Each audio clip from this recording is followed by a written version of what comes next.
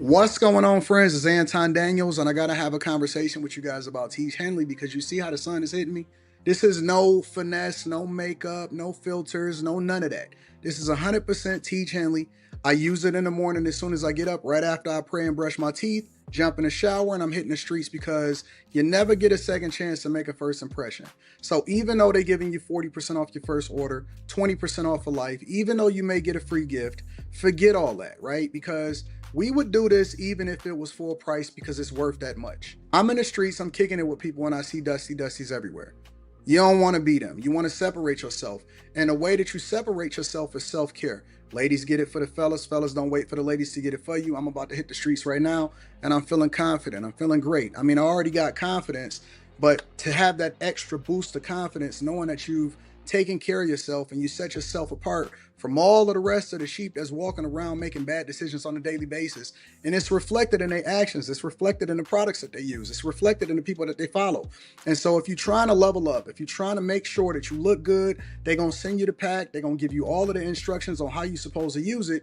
Then make sure you get your Teach Henley. Again, 40% off your first order, 20% off for life. Get your free gift. Make sure you tap in with your boy Anton Daniels because Unc is never going to lead you wrong. I would never have you use a product that I don't use myself. Again, they've been rocking with me for a long time. Make sure you get your Teach Henley. I love you. I appreciate you. I'm going to holler at you guys later.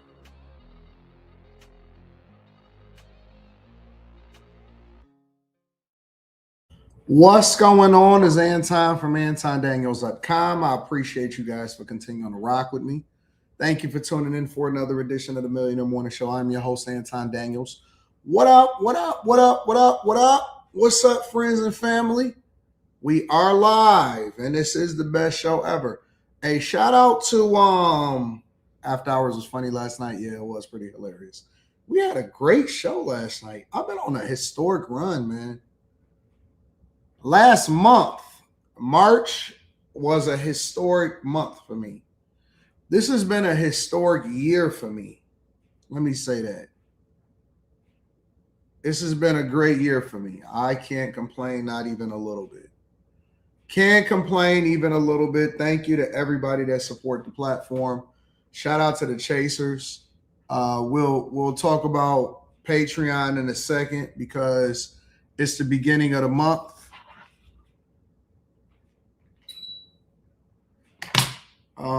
It is the beginning of the month, so you know the best time to join the Patreon is the beginning of the month. It's the first of the month. Great show last night. I want to give it a show a lot of love and appreciation to the bag chasers and to Stephen A. Smith. Shout out to Stephen A. Smith, man. We'll get to that. We'll get to all of that. We'll get to all of that shortly. What up, family? Hey, shout out to somebody said it was their birthday. Was it Mario?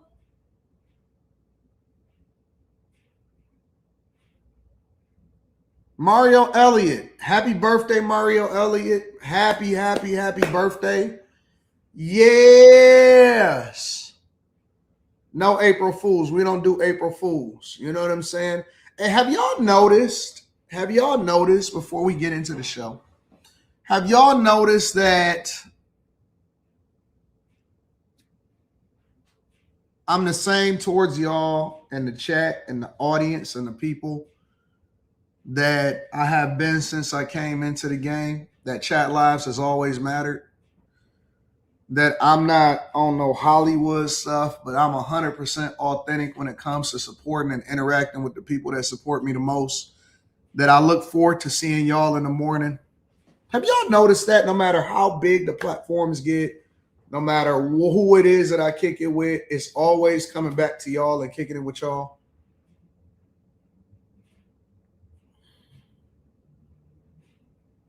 AD, are you streaming President Trump's address to the nation tonight? I don't know if I'm going to be able to. I'll try. It depends on what time the address is because you know we got after hours tonight, right? It's Relationship Wednesdays. It's Relationship Wednesdays. You know what I'm saying?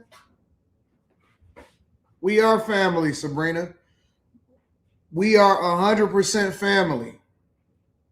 Healing Perspective says, that's why F's with you. Good day, bag chasers. Ultra Magnus 2 says, what's up, AD? Happy birthday to me. 4182. Oh, snaps. Shout out to all of the Aries. Getting to everything, all gas, no brakes. Aries. You 44, big dog. Man, you got the 444 popping off. Shout out to all of the Aries. Shout out to the April babies in the crib. I am an Aries myself. I think Slimmy is an Aries too, if I'm not mistaken. I am an Aries myself. Happy birthday, Ultra Magnus, man. Enjoy it. 82 was an incredible year. Let me also give a shout out to my dog, Mike, that dude. In the building. Shout out to Mike, that dude. Let me do a little bit of housekeeping. First of all, shout out to Mike, that dude. I appreciate you, Mike, that dude. Thank you. Also, next week, we go back into the ESPN room.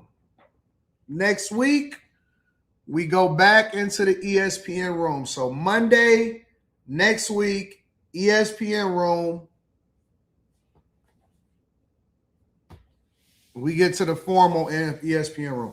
K. Cooper, did you say no? Why are you saying no, K. Cooper? No, what? What do you mean no? No on what? What are you knowing to? What is the ladies knowing to this on this morning?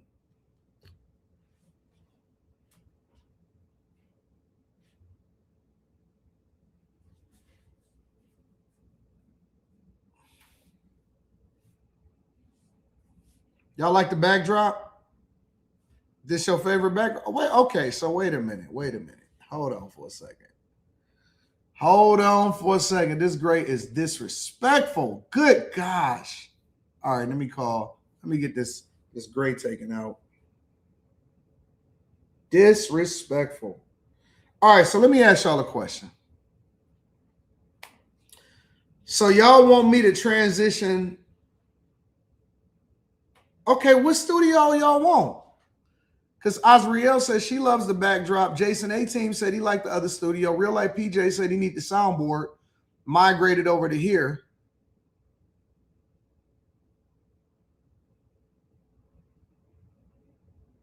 You want to see the white shirt with the initials? The white shirt with the initials go in that room. Shout out to A Dunn.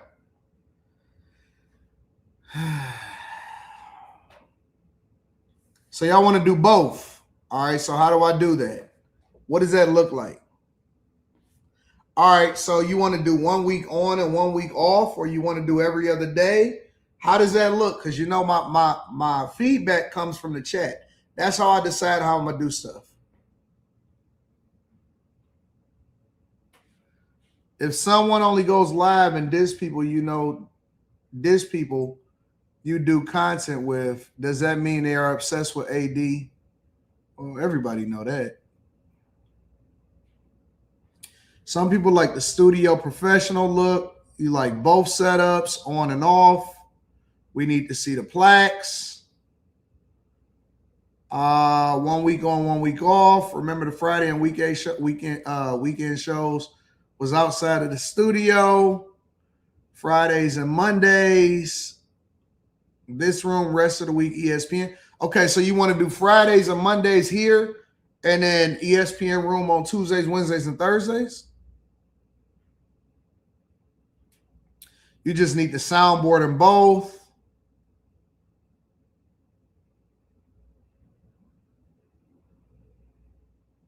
I act different when I'm in the...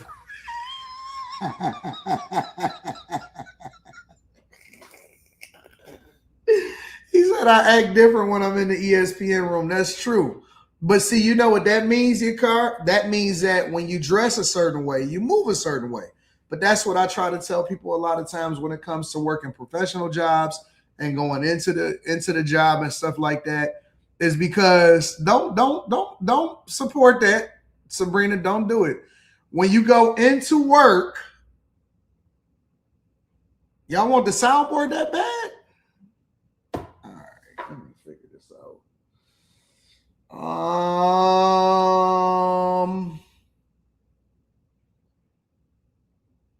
You want the soundboard or you want the microphone?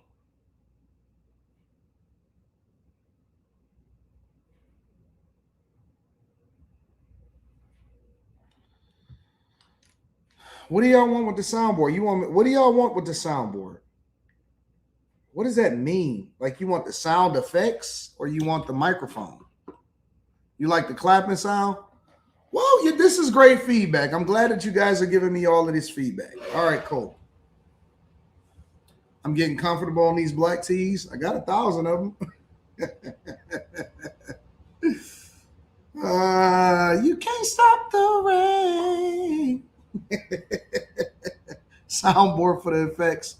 All right, cool. All right, I'm on it. I'm gonna try to get the soundboard tomorrow. I might add the microphone in here, and then we'll alternate times and days and all of that stuff. 8 is Forever says, how do you feel about them buying up Belle Isle and turning it into the Dubai of America? Been waiting for your take on it. All right, let's talk about it. We can start off the show. Why not?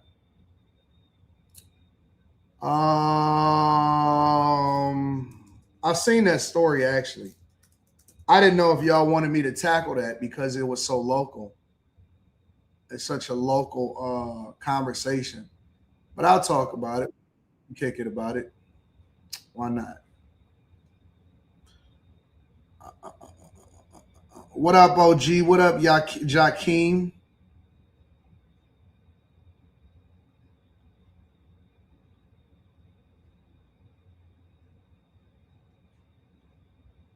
All right, let's talk about it.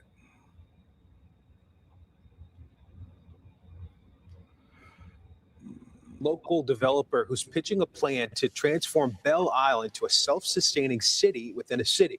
CBS News Detroit's Alicia Bergio explains.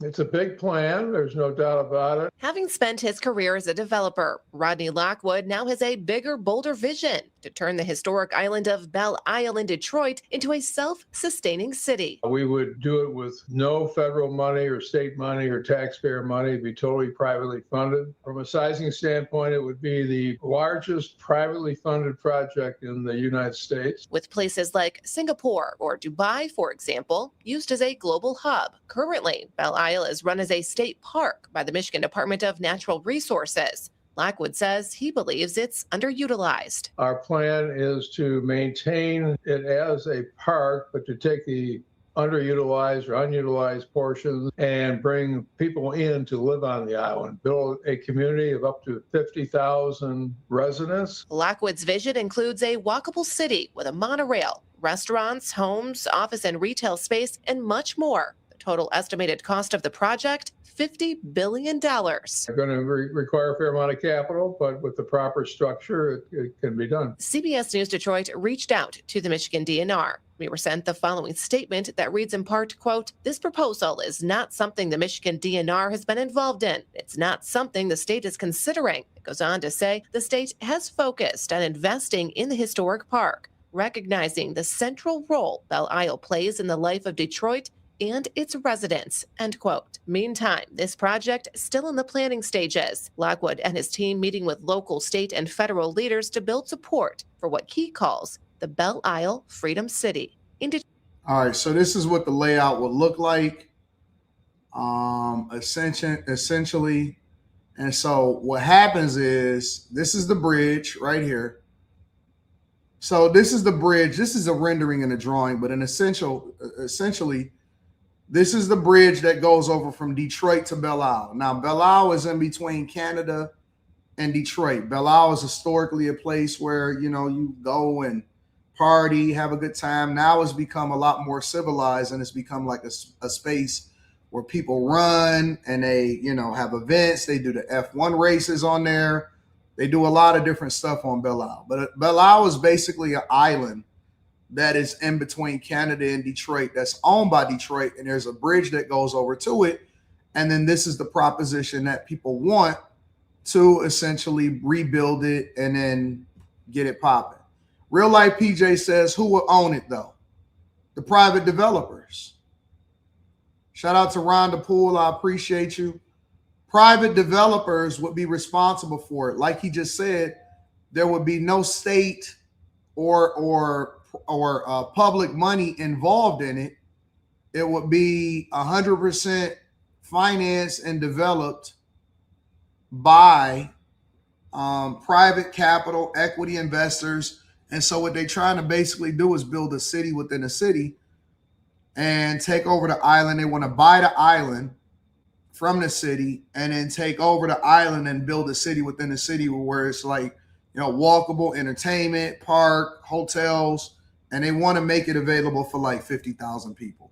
Let me back up for a second and look at one more article that I've seen. We're gonna click. Well, there is a bold new plan that would turn one of Detroit's most iconic landmarks into a city within a city. Belle Isle draws more than 5 million visitors a year. It's owned by the city of Detroit and maintained by the state of Michigan as a public park. But a group of business leaders say it could become something far more powerful. They would like to transform the 982-acre island into the first special economic zone. Think high-income housing, shopping, entertainment, and a community of up to 50,000 people. The total price tag, $50 billion. So what does Detroit get out of it? Well, under this plan, investors would make a $1 billion down payment on a long-term lease from the city, plus $50 million every single year. The job numbers are staggering, 46,000 permanent positions with Detroit residents first in line to be hired. And here's something that may surprise you. Voters like it. A new poll from Mitchell Research and Communications surveyed more than 800 voters and found the majority support both statewide and right here in Detroit. But we'd like to hear from the people who are actually using Belle Isle. They spoke with Darnell Friel, and their reaction was mixed. I think that's a really good idea. I mean, it's a great place to come and walk around and hang out. And I mean, to add houses, I mean, why not? So let me start off by saying this. All right. I want to give y'all a little bit of a history behind this whole development, behind what Belle Isle means. So, but Belle Isle, obviously, again, is owned by the city of Detroit. And, a lot of people have a lot of sentimental history with the island. You know what I'm saying? But during Detroit's bankruptcy back in 2008, we didn't have the money as a city to be able to maintain Belle Isle, and they wanted to make sure that it maintained itself and stuff like that. So the state of Michigan, seeing that Detroit is the most important city as an anchor for the state of Michigan, they took it over. And that was a part of the agreement that came along with the city manager when they had to install a city manager when we filed for bankruptcy. So basically, the state parks, Belle Isle, it was a lot of stuff that had to become state managed because the city couldn't afford, and then we didn't have the money once we filed for bankruptcy to maintain Belle Isle. So they upgraded it, they invested in it, and it's become a very nice place for people to be able to go do picnics. They got like a beach on there. They got an aquarium. They got a spot where people go and get married. And it's a lot of stuff that's happening on Belle Isle, right? So that's the history of it, is that's the reason why it's owned by the city, but it's managed by the state, okay? It used to be managed by the city. Now it's managed by the state because the state just kept management up on it, which it actually costs money to keep it as a state park, all right? So let me look at a little bit of what people are saying and what their sentiment is. And then I'm going to give you what my perspective is on what should happen. And the people who like to come to this place and, bring their kids to play probably could never afford to live here. I don't foresee that is going to play well long term with the things that is public in this space. All right, but here's the reality. This is a very long way from happening. 3 separate approvals would have to fall into place. So to understand all of that, we've got the experts here. Rodney Lockwood, he is the developer who is kind of behind this project, chairman of Belle Isle Freedom City. We also have Steve Mitchell of Mitchell Research and Communications, the team that did all the research through text messages here in the state of Michigan. Gentlemen, first off the bat, where did this idea come from? Well, it came from, I'm a longtime Detroit resident around the area, and watching the Detroit and its deterioration from being the richest city in the world in 1950, 1960 to being the poorest major city in the United States. So we need to do something. We're in a status quo. We're in a sort of a zero-sum game right now. My background is in real estate and policy, and looking at Belle Isle, it's just the ideal spot to do something like this for the reason that it's uninhabited, has a single title holder, land assembly of 1,000 acres in Detroit proper would be impossible, but this is a possibility. So I've been thinking about it for a while, and I wrote a book about it to put the vision forward using a cheap plug here. That's Here's the book. It just went live a couple weeks ago. Belle Isle, Detroit's Game Changer. You can buy it on Amazon at a big discount. So back to what the SEC is. It's basically not a new idea. It's been done in other spots in the world, most recently Dubai, also Singapore, Hong Kong, Shenzhen in China, huge success. And it would be, the park itself would be smaller, but better. Family reunions happen there every year. That's one of the feedbacks we've received from residents. So we would build a family reunion center, which would be accessible 12 months of the year rather than just the good weather that we have right now. Gotcha. 50,000 residents. It would not be a gated community, fully accessible to everybody, just like it is now. In order to attract residents to come here, we would put together a taxation and regulatory system that would be the best in the world. The alignment of income, investment, and building taxes would be different than in many spots. So let me give my thoughts really quickly, because some people are for it, some people seem to be against it, and this is what my thoughts are on the whole situation. And I'll try to get them on the show because this is local, so I shouldn't have too much of a problem.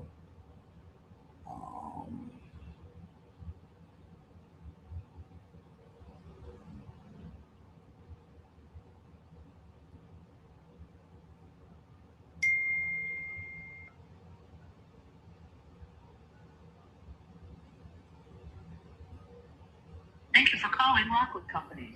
If you know your party's 4-digit extensions, you may dial it at any time. For a dial by name directory, press 1. If you are a current resident and in need of assistance, press 2. For Lockwood Management, press 3. For Lockwood Construction, press 4. For Lockwood Development, press 5. For Human Resources, press 6. For Accounts Payable, press 7.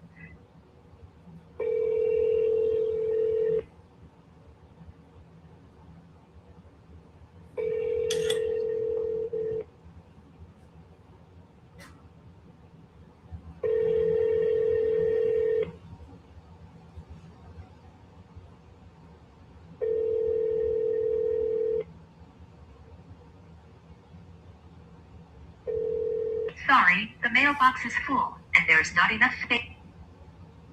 I'll have my people reach out now, see if I can get him on a platform so I can get an interview, and I want to know exactly what his thoughts are. Maybe we'll set it up for Monday. Maybe we'll set it up for tomorrow. But here's my thoughts on this whole development of them wanting to turn Belle Isle into a community. So they're saying that they want a $1 billion down payment. They want to do a $1 billion down payment to lease it from the city. So the city would still own it, right? And they want to do a long-term lease for the city, and then they want to pay out about $50 million every single year, and then they want to have more jobs.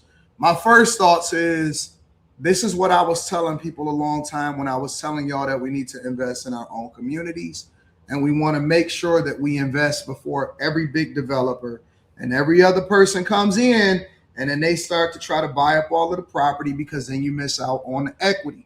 You miss out on the assets. Everybody is sitting there, all of the black people like idiots is sitting around saying stuff like, oh man, no, man, ain't nobody want to come. Ain't nobody want to go there. Ain't nobody invest. And then I gave y'all the whole breakdown. I said, listen, Detroit is next up. It's going to be the next great city inside of the United States of America. It's too much motion. It's too much money. It's too much investment. It's too much capital. It's too much development. I'm staking my claim right here, and I bet on the city. I started betting on the city roughly 16, 17 years ago. I started spending all of my money and staking my claim in the city a long time ago. I've been telling people, hey, listen, this is the play. This is what you want to do. We've been putting all of this money and resources and development into it. But you know what people been doing? They've been sitting there chasing their tail, trying to run behind what they think is already developed. And that's not what the play is. What you want to do is you want to sit there and run the numbers. The numbers are the things that tells you. It tells you everything you need to know about what the next play is and what the capital is. Detroit is one of the rare cities, rare blue cities, rare major cities that have all four major sports teams in the city within a quarter mile of each other, walkable range. They're developing rail. They're developing public transportation. Billionaires are spending more money than ever before. The Hudson building is about to be developed. The JW Marriott that's connected to we used to call it Cobo Hall, but it's connected to the major conference center. We got the NCAA coming here in 2027. They pitching for a Super Bowl. All four sports teams are winning. 3 different casinos and one over in Canada. Brand new Mackinac Bridge that's connected right next to the Ambassador Bridge for more commerce to come back and forth. It's so clear what's been happening and what's been being put together for 2 to 3 decades from now. Cosmo is about to open up this fall. It's only in 2 or 3 other cities, including Los Angeles and I believe somewhere in Texas and Atlanta. I keep trying to get people to pay attention to what the numbers are and where the money is going. Everybody is an aftermath, me too. Oh, now we want to figure it out. No, where you stake your claim and where you invest your money is where it's already playing out and where it's already happening. But people don't want to listen. I get it. You don't understand money. And so this is how you do it. We're the only major city. Chicago, $1.6 billion annually in a deficit. New York, $7 to $12 billion annually in a deficit. Los Angeles, $1.4 billion annually in the deficit. Denver, $360 million in a deficit. Houston, their mayor is saying that their city is broke. We've had 11 consecutive years of a budget surplus, and more investment is coming every single day. I keep trying to tell y'all what is going on, and people don't pay attention to it because it's almost like we curse people, man. It's like we curse people. But either way, it doesn't even matter. I think it's a beautiful idea. I think it's a great idea. Number one, the island itself costs us money. It doesn't make us money. We don't make money from holding on to Belle Isle as a park. If you want to go and look at all of the parks that's been built, we just spent like $11 to $15 million to buy another park. We tearing down 2 of the towers where GM was and putting in a whole nother park across the Riverwalk. It's been ranked the number 1 Riverwalk in the United States of America. We just added way more park space. Yes, I think that this is a good idea. It brings more money into the coffers of the city. It generates more revenue. It brings more jobs. And it removes the debt that comes along with us having to spend money on the island every single year in order to maintain it. I think it's a great idea. And what it also does is it promotes development outside of it that then spreads into the rest of the city. It's similar to what happens in downtown that then spread over to the district, that then spread over to Midtown, that spread over to Chinatown. It's a whole lot of, they redoing the whole Greek town over there by the casino right there.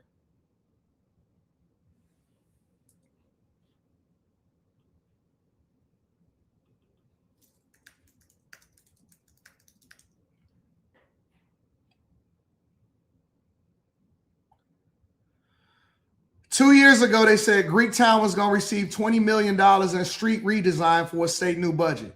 3 months ago. I'm Evan Siri in Greektown, where construction continues, but with several positive updates. Closed for most of 2025. So this is the first day that we have Beaubien opened for through traffic. The Beaubien and Monroe intersection in Greektown is finally back open. It's great. I love to see cars driving through and people getting the. Everything is changing in the city and everybody is going to be playing catch up, and it's so dumb.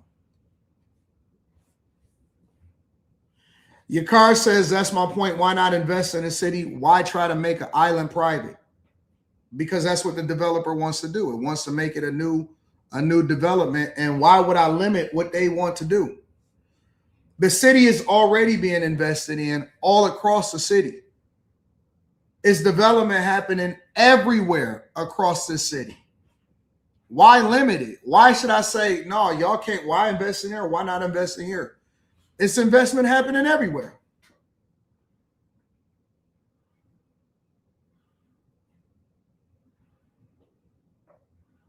It's investment happening everywhere.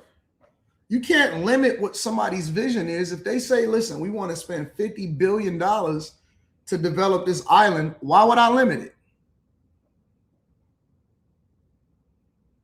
Why would I limit what their development is? All of it plays a role in continuing to promote the city and continuing to add value. Hey, do you think they would put a casino on the Isle that would be legal? Would that be legal? Could be pretty dope. No, they would have to get approval, both from the state, and I think that they would be lobbied against, because we already got 3 casinos in Detroit and 1 right across the border. You got Caesars in Canada right across the bridge. MGM Grand is popping. Motor City Casino is popping, and Greektown is popping also.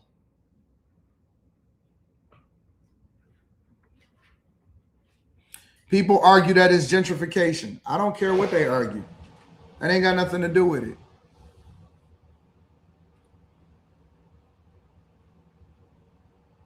I think we got enough casinos. I don't think any other casinos will come.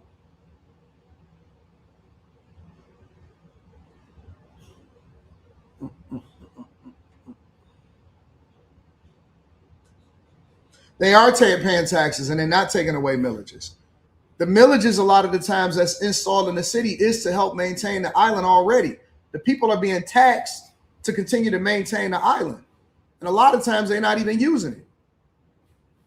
That's why the Detroit Institute of Arts is free, because we already pay for it through our taxes. If you're a resident of Macomb County, Oakland County, or Wayne County, or if you're a resident of Detroit, you already pay taxes for it. That's why it's free.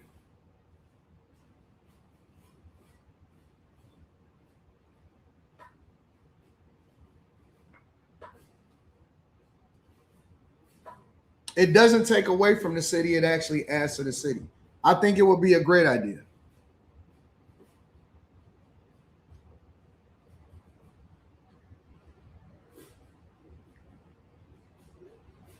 I think it would be an incredible idea. Why would I not leverage that when all of the development and we want to continue to build progress? We don't want to slow down progress. We want to build progress within the city. I think it would be awesome. Listen, y'all got to understand this. This city wants and needs all of the development that it can get. You can fit 7 San Franciscos inside of Detroit, bro. You can fit 7 San Franciscos inside of Detroit. I'm not tripping off of Belle Isle. Most people don't even use it. Most people in the city don't even use it, bro. So Mike Green, he always is negative. He always goes against every single thing I say, no matter what the story is. Says we want to build the community as well, not destroy them. There's nobody that lives at Belle Isle. Nobody lives at Belle Isle. If y'all want to build a community, then build up your community. Nobody is stopping you. Invest in your stores. Invest in the real estate like I do. Invest in the infrastructure. Invest in continuing to build housing.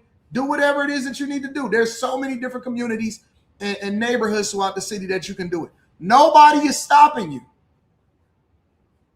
Nobody lives on Belle Isle. Nobody.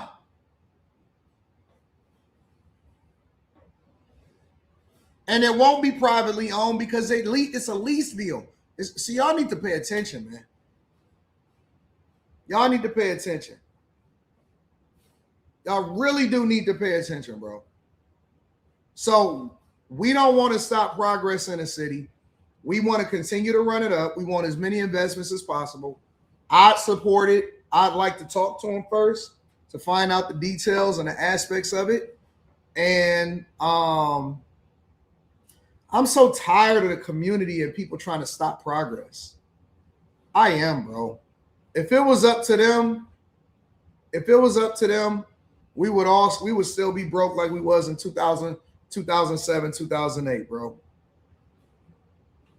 If you want to go and build up your, listen, we ain't even got to talk about Detroit. If y'all really want to go and invest in your community, Gary, Indiana, matter of fact, go over to Memphis. Memphis is the other second biggest black city in the United States of America. Y'all running to Nashville, y'all not running to Memphis. I don't want to hear it. People only start to complain when they see other people starting to invest in it. Y'all never invest in y'all communities. Y'all never show love to y'all communities. Y'all never want to put money up in y'all communities. But then you always want to stop somebody else from making progress and building it up when they actually care about something or they want to develop something. We don't want to hear from y'all no more. Y'all don't have no problems and y'all don't have no lack of opportunities to invest. You can't tell somebody else what to do with their money. Go and invest in your own communities. We don't want to hear that junk no more. We played that game in the 80s, the 90s, the 2000s. We seen the Hudson's building sitting abandoned. We had to implode that. We didn't have to tear down 47,000 abandoned houses and buildings in the city of Detroit. We don't want to hear that nonsense no more. We over that. We done with the fake wokeness. We done with the fake, oh no, we don't want to change the community. Then y'all be sitting up there poor, selling drugs, selling dope to your own people in your communities. We done with that.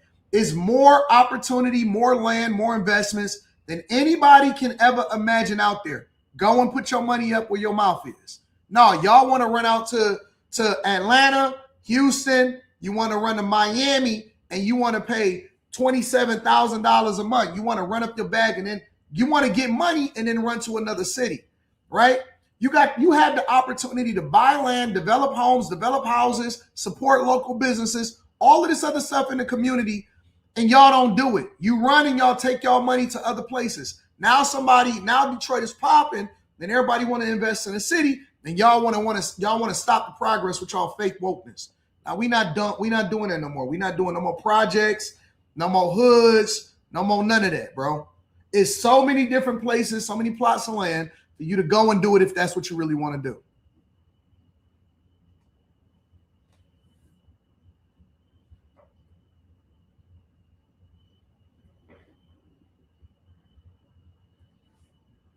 So that's what my thoughts are on Belle Isle. All right. Make sure y'all hit a like for the algorithm, subscribe to the channel, and turn on your notifications. Let's see what's happening in these streets. Coach Chris says no questions today. He just thanks for always answering my questions honestly and never being critical of them. It means a lot. I appreciate you, big homie. I appreciate you more. Slow Money says, shout out to AD and the Bag Chasers. A Lannister always pays his debt. Salutes.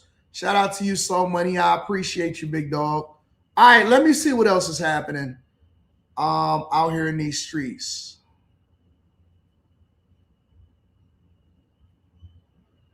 Do you believe those who want to invest can't in some of those blue cities and states? Do the local government against it? No, ain't nothing limiting you. It ain't nothing stopping you. You can invest in whatever you want to invest in. It's nothing. And when I say nothing, it's nothing limiting you. Nothing limiting you. I've been doing it for years. And I ain't been doing it with no help, no support, no banks, no none of that. I moved right into the middle of downtown. Got my studio, my businesses right in the middle of the city, right in downtown. Do all of my recordings right here. I never left. I didn't go to Atlanta. I didn't go to any of these other cities. I stayed right here at home when I had the option to do whatever I wanted to do. There's nothing stopping you, bro. Work. Just work. And nobody did nothing. Nobody built me. I built it day by day, brick by brick, video by video, hustle by hustle. Work. And stop trying to look for somebody to put y'all on. Everybody won't help. Like, no, listen. You go to work every day just like everybody else. Lower your lifestyle. I stayed down for 10 plus years, hustling, working, not spending a dime, but investing every dime that I got into my businesses. I do the same thing today. I stay down and I work my butt off every single day. And I spend so much money investing in people, investing in my businesses, putting it back in my studios, putting it back into the city, putting it back into property.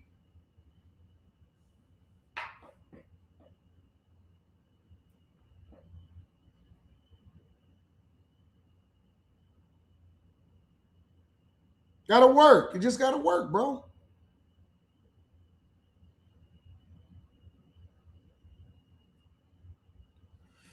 Shout out to Mr. Law says the mayor just championed new development in Detroit last night. Yeah, I heard she did her first State of the City address. I didn't catch it. I'm going to have to rewatch it this afternoon. People are just jaded and can't grow their mindsets. And I'm not speaking negative on nobody and nothing in the city. Not even the mayor. Even the mayor. If I want some answers, I can make a phone call and figure it out for myself. It's Detroit versus everybody forever, man. It's Detroit versus everybody. The city moving as a unit. The entertainers moving as a unit. The content creators moving as a unit. The politicians is moving as a unit. Everybody moving as one. The residents is moving as a unit. It ain't no hate in this city, and I love what we got going on here. We really are moving as a unit. That's why we kicking butt, bro.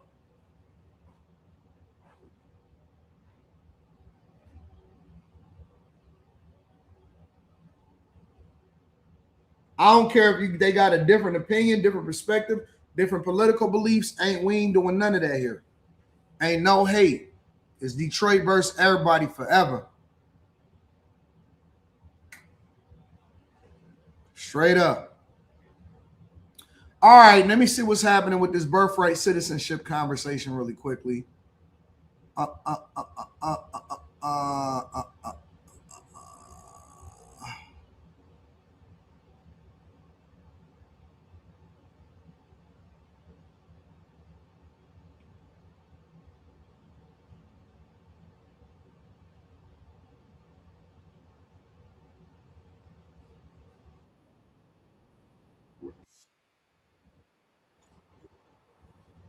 All right, that ain't. I can't see that one. Let's go here. To our other top story, in just a few hours, President Trump literally, physically headed to the Supreme Court, where oral arguments will be held over his push to end birthright citizenship for children of illegal migrants and temporary visitors to the U.S. You're going to go to the Supreme Court tomorrow. I do believe. And just sit there and listen. Because I have listened to this argument for so long, and this is not about Chinese billionaires or billionaires from other countries who all of a sudden have 75 children or 59 children in one case or 10 children becoming American citizens. Joining me now, constitutional law attorney Mark Smith. And Mark, obviously, I want to focus on the law throughout the segment, but we have to talk about this. What do you make of President Trump being the first president, based upon all of our research, to ever attend an argument at the Supreme Court?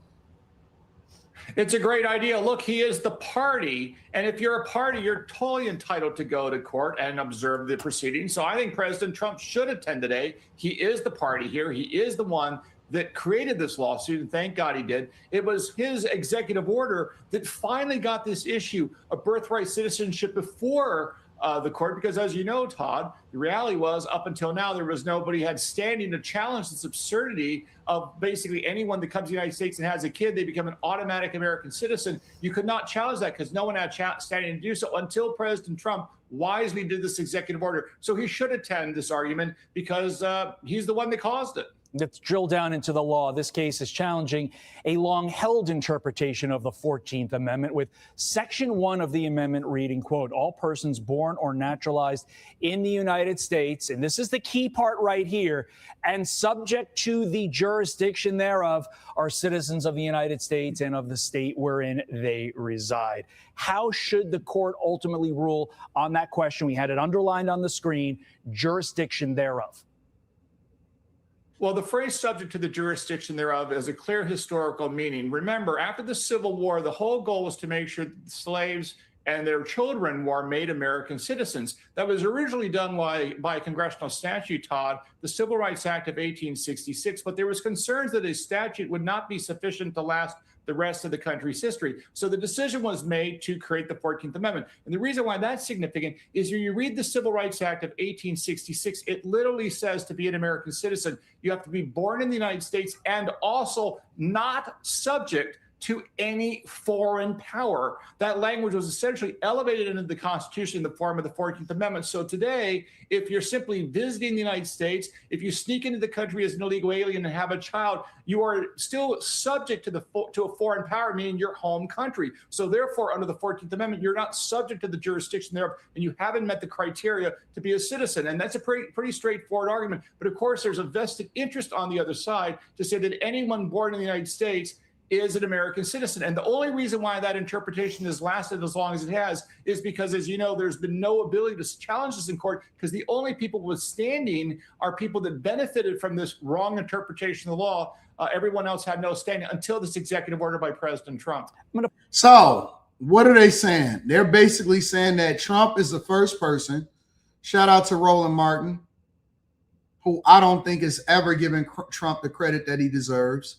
Shout out to the Blackity Black. Shout out to all of these people that has never given Trump the credit that he deserves.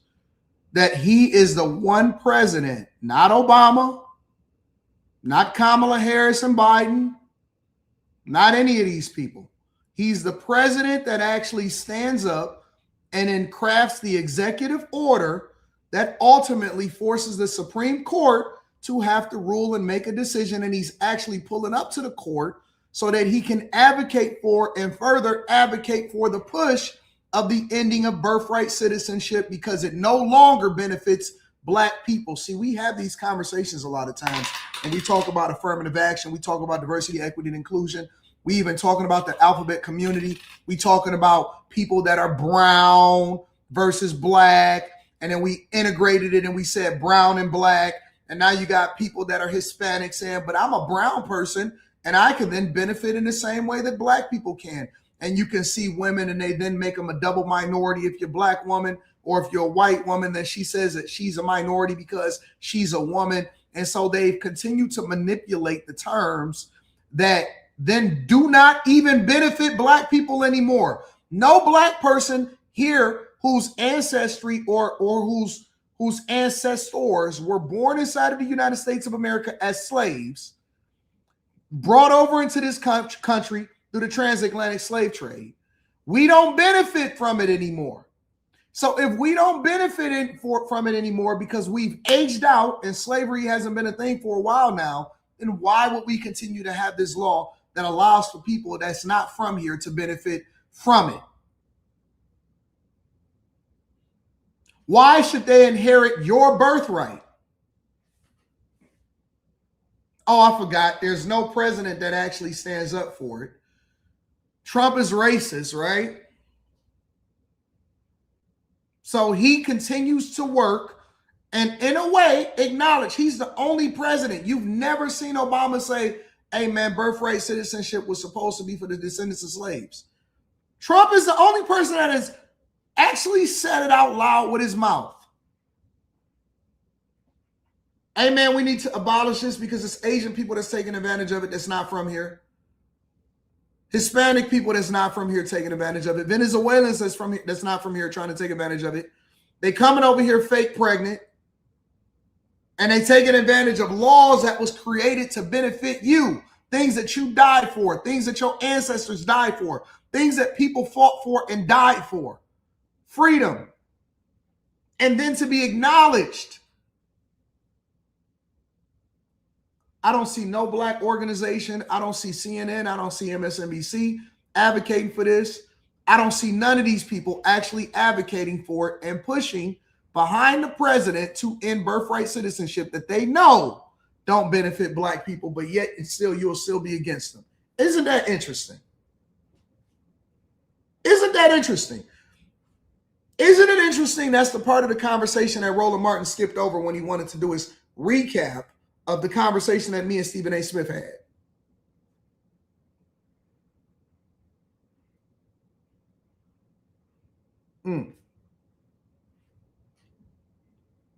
push back slightly. You said it's the other side, Democrats specifically, and you're 100% right on that. But I would also argue Republicans have not been as... Somebody said, give the United States back to the Indians.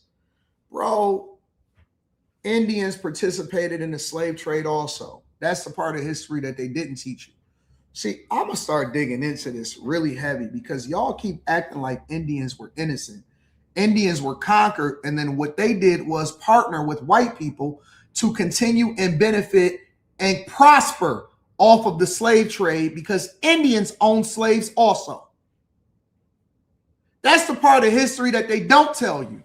See, because you ignorant and you don't know any better, you say stuff like this because you use talking points and propaganda that was given to you because you think you know better, but you don't really know your history. If you go back and you read and you study and you look at these things in your spare time, instead of watching, Love in the Pod or whatever it is that they got going on, you'll understand that they actually worked really well with white people to actually manufacture and use slaves for their benefit also. They benefited tremendously.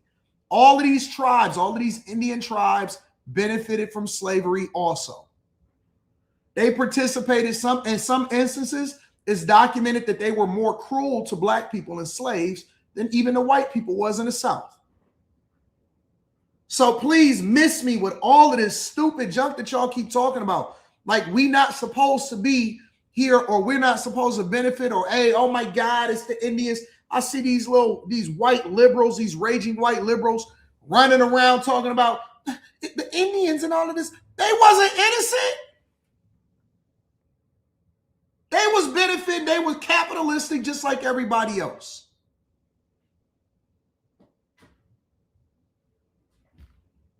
What you talking about, bro? I can't stand when people do this fake woke stuff. No, life happens, and slavery has been a part of our existence and our history. Not just black people, but it's been in existence since the beginning of the time. Indentured servitude.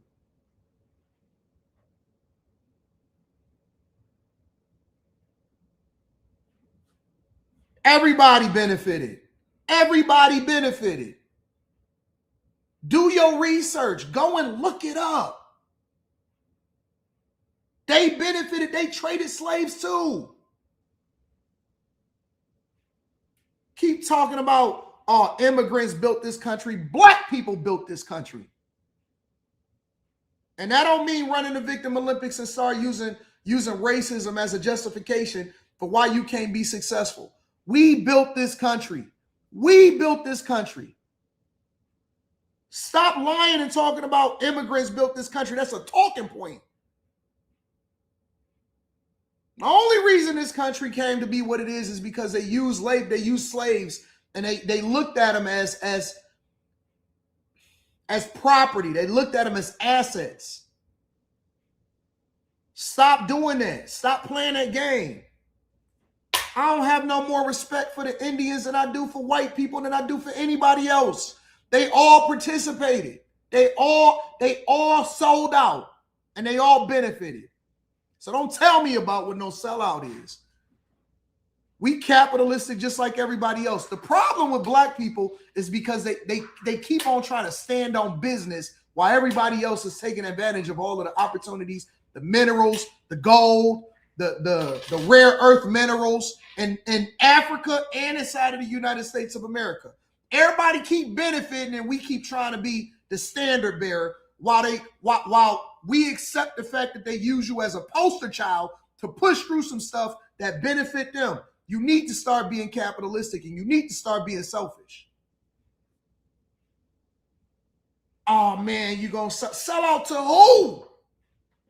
We need money. You ain't seen the hoods. You ain't been around the United States of America. You need money in order to get stuff done. You need money to lobby. You need money to build up in your communities. You need money in order to educate your kids and invest in your schools. You need money for scholarships. You need money to get yourself out of debt. You need money to maintain your homes. You need resources. Stop being poor. You ain't cooler and you ain't gonna get no further in heaven because you broke. You ain't wiser than nobody else. You ain't woker than nobody else. You just poor. That's it. You just poor alone. Ain't no benefit to it. Ain't nothing gonna come from it. You're not gonna get no extra crown or no jewel in heaven. You're not gonna get no bigger mansion. You just broke. That's it. Stop leaning on this broke shit. Excuse my language. Stop leaning on being poor as justification for why you think you're righteous. You're not. Get your money and then do what you got to do in order to benefit other people that love you. And if you really want to make a change, go put some money in somebody's pocket and hire somebody. Keep on letting these Democrats and all of these foolish people take advantage of you. Get some money, bro. Before it's too late.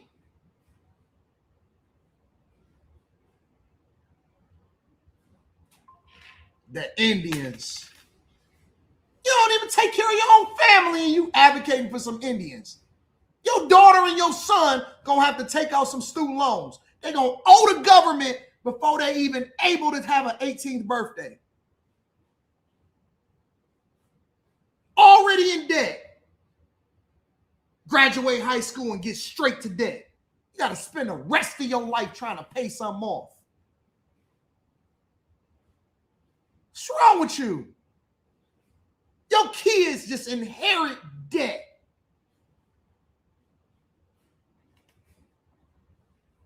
When that became cool. When did it become cool to be broke?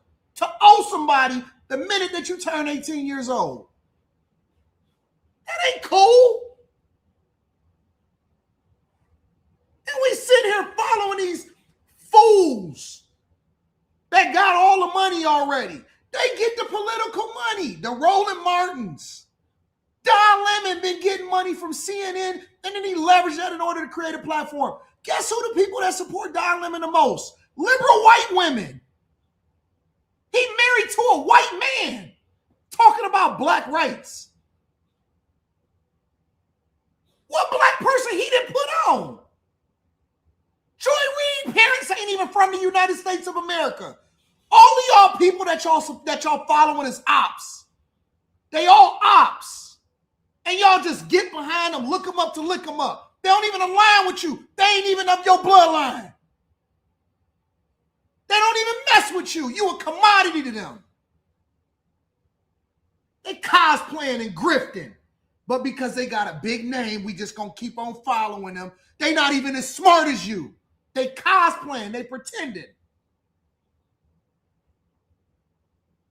They doing what you should be doing, and they getting all your resources, and they not even benefiting you. Ain't even from here. Let this African woman come over here and get a job on MSNBC and start claiming victim. For what? To who? You don't even know her. You don't know her parents. You don't know where she's from. You don't even know if that's her real name. Who her daddy? Not even from the United States of America.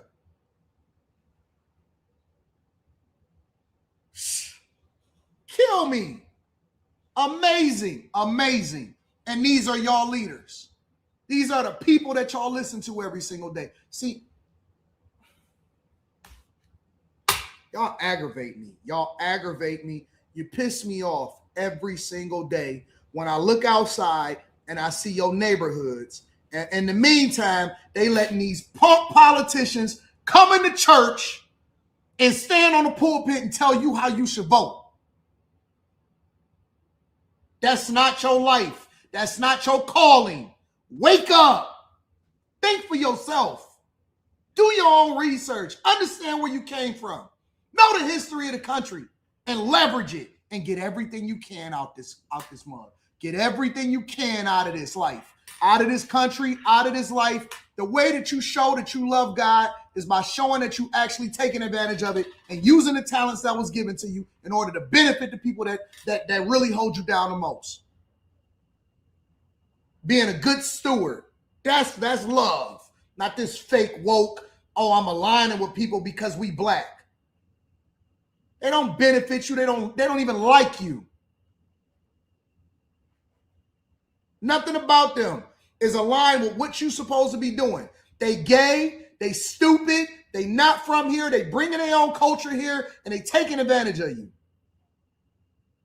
Everything about them is against God. All of it. Everything about them. Their lifestyle, how they spend their money, who it is that they support, is all demonic. And you following up behind them because you think it's cool. Grow up. Be a man. Lead your family. And get this money and go run up a bag. Sick of this, bro. If I ain't following no gay man, what I look like? Y'all 30, 40, 50 years old, sitting there following behind a man that call himself a lemon drop. What we doing?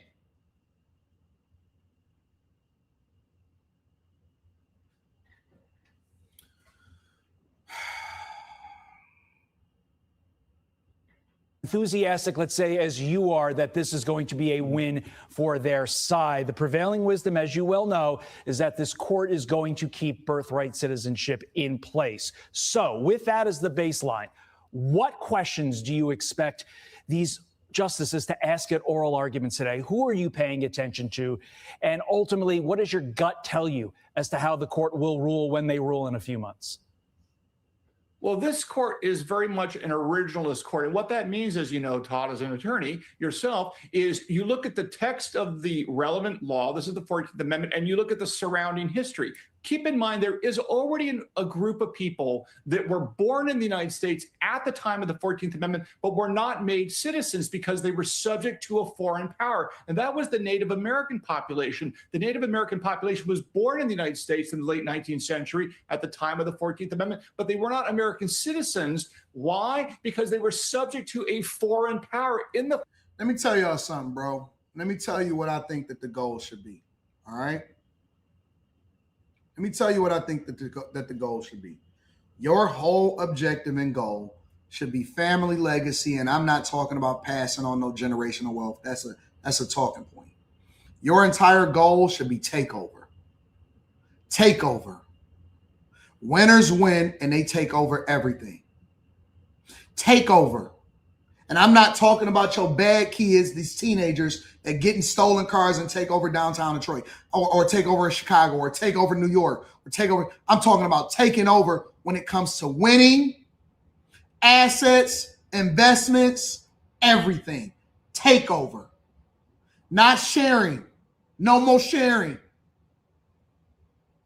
Take over networks, take over content creation, take over success, take over real estate. It should be takeover. Y'all should be running up a bag and making sure that y'all invest in the companies that y'all like the most. Takeover. That's the name of the game in 2026. Is takeover.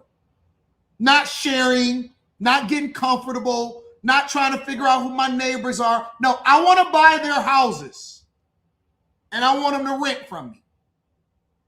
I want to take over the whole neighborhood and have them pay me. Pay me what you owe me. I want everything that my ancestors lost. I want everything that they were supposed to get. I want it back with interest. I want interest on my money. Take over everything. Get educated. Get out of debt. Stay down for a second. Run up a bag, invest your money, and let it roll over and take over everything. Stop compromising. That's your God-given birthright, is to have it. You a king. You're supposed to be a ruler. How you gonna rule when you don't own nothing? Take over everything. I want it all. I don't want to compromise no more. I'm not negotiating with everybody anymore. I'm not giving up equity of nothing. Nothing. You can't get equity in nothing that I got. Nothing. I'm not giving you nothing. I want every asset and I want to take over everything. That should be the goal.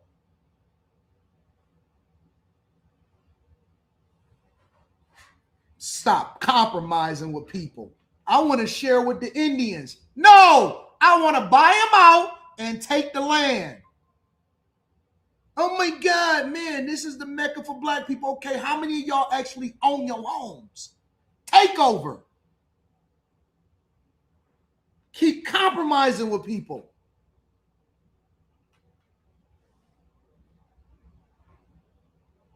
Our only competition should be with each other on how you can take over another asset. Your competition should be a bidding war for the next property, for the next piece of land, for the next company. We should be buying companies instead of letting them buy us out. Why are they buying us out of our companies? Why are they taking over our platforms? Why are we selling our platforms? When you give up your stuff, you don't have a voice. You want to know what's really wrong with Jaden Ivey's situation? Let's talk about Jaden Ivey. Let's talk about it. Let's talk about it.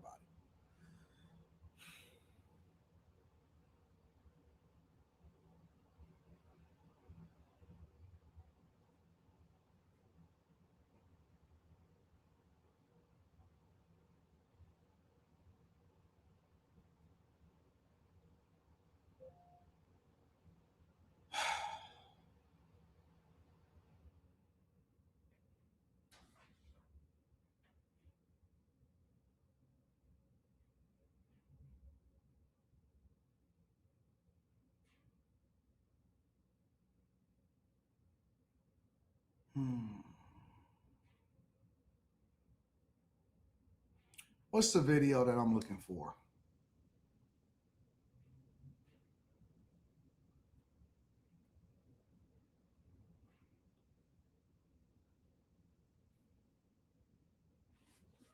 Let me go on X. I can find it on X.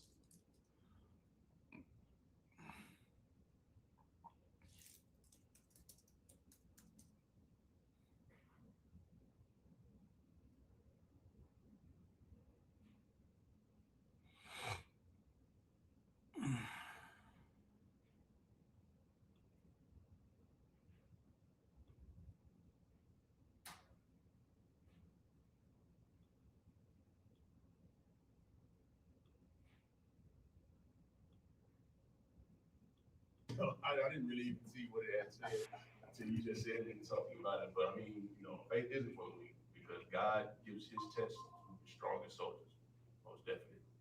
And, I really can't really kind of go deep into that, with the stuff that's kind of going on with, the Ivy situation. I don't want to, get away from anything. So we'll keep it at that.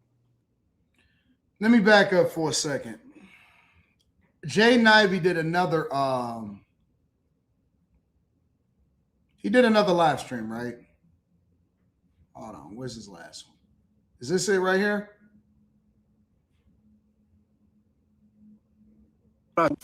Those who are around me, those are my family members betraying because of what I spoke. The truth. Saying that I'm losing my mind, saying that I'm crazy. These are my own family members. My blood. Man, he's psycho. He's this, he's that. Those are my own household. That's why my wife in here and she not even texting me.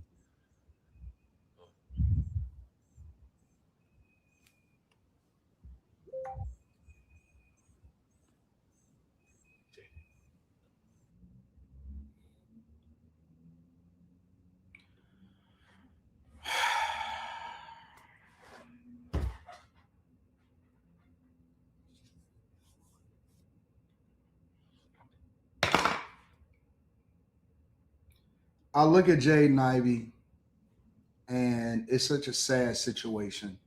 It's a very sad situation. And I think that for the most part, Black people and Christians are in a sad situation. They really are. They're in a sad situation. And I'm going to approach this from a completely different angle. All right. The reason that I'm going to approach this from a different angle is because I want to look at it from a different lens that everybody else is not paying attention to. And what that lens is you have no power. You got no power. Y'all think that speaking out means something. Doesn't mean anything. You know why it doesn't mean anything? because the only thing that you're able to speak out about is what you're allowed to speak out about. Even on these platforms, right? Let's say he was on Instagram Live, right? Instagram allows for Jaden Ivey to have a voice. Y'all not the kings and the queens that y'all think that y'all are.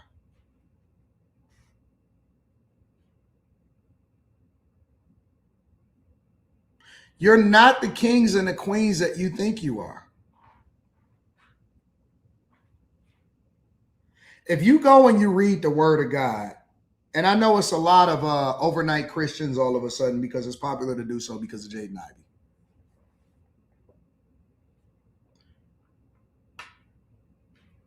The patriarchs, the children of Israel, David,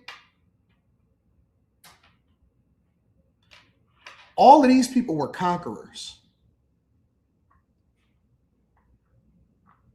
They were conquerors. God actually instructed for them to be successful. There's so many different words in the Word of God that highlight why it's important for you to be successful. Solomon, Joseph,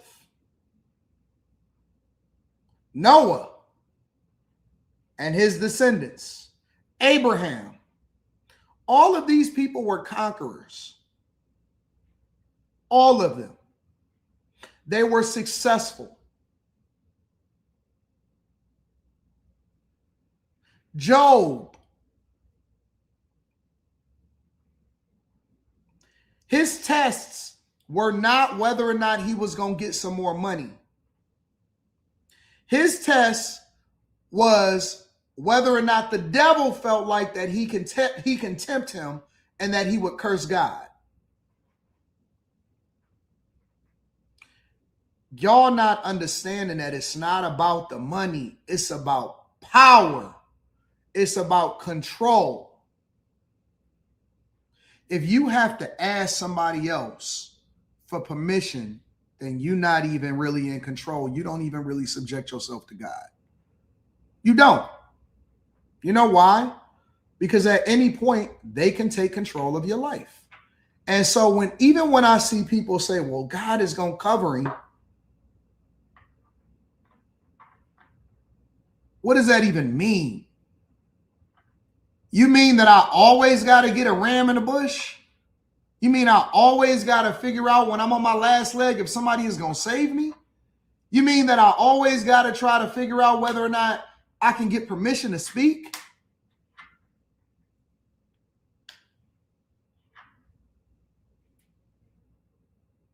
This is performative. This is performative. David Dale says faith. Add the rest of it. Without works is dead. Faith without works is dead. Talents. You don't own nothing. You don't got no power. You can't do anything meaningful. All you can do is talk. You don't have no backing. You ain't got no money behind you. You're speaking out into the air and it doesn't even matter. I guarantee you, a year from now, Jaden Ivey's story is going to be dead in the water and nobody is going to care. All we need is one situation that pop up, some scandal, some situation or whatever, right? All you need is that. And we've forgotten about it. Doesn't even matter. Doesn't even matter.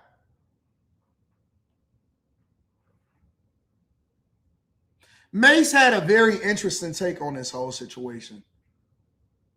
Right? Mace had a very, very interesting take. And I said, spot on. So we were talking about comments. We got more comments to discuss. So the Yes. Bulls are waiving Jaden Ivey after recent anti-LGBTQ plus comments on a social media rant. So he actually went live on his Instagram account more frequently in the past week. And on Monday morning, he called out the NBA for promoting Pride Month, saying it celebrates unrighteousness. He also said, the Bulls said my conduct is detrimental to the team. Why didn't they just say we don't agree with his stance on LGBTQ plus? Why didn't they just say that? How is it conduct detrimental to the team? What did I do to the team and what did I do to the players? So there's been various rants. There's one of him calling out Steph Curry. There's one of him on a phone. A lot of them were just on IG Live. But Mace, where do you think is the line between freedom of speech and consequences in professional sports? This is really powerful. But before we get into that, can you share with me what he said about Stephen Curry? Yeah, let me get that for you. Because this is an interesting point, because I actually probably know some people that are related to him, not only from Detroit, but just some other areas that paths have crossed. Not that I've actually met him. I would love to speak with him. I probably could add some clarity and context to his life, because sometimes you're just echoing the sentiments of people that you've spoken with, people that you've been discipled by, right? So if he's a Christian, then he's probably speaking from a discipleship place. And this is why one of the 3 most important decisions you're going to make in life is going to be the person you marry, it's going to be the faith that you choose, and it's going to be the pastor that you choose to follow, or the synagogue or church or whatever it is, or mosque or anything like that, because this person is going to be speaking into your life every day. And if they're speaking hatred to him, then he's going to speak hatred to the world. If they're speaking balance to him, he's going to speak balance to the world. Just like, for me, I got born again. I heard about Christ, and I didn't want to be around nobody that was pretty much human. Yeah. You know what I'm saying? I had to learn. I told Killer this when a person first get born again, you really can't watch or pay attention to much of anything they say for just a small period of time, because it's so new to them and it's so fresh that they're trying to live it to the max, which they should, right? But they don't have the balance at that point. It will be the same as becoming a devout Muslim, right? This person now thinks. What did I say yesterday? When this first broke and I started talking about this yesterday, what did I say? I said, I could actually play it. I could pull up exactly what I said yesterday. I said, we see this in the church all the time. All the time. We call them babes in Christ. Every single time we call them babes in Christ. Matter of fact, you know what? Let me make a phone call.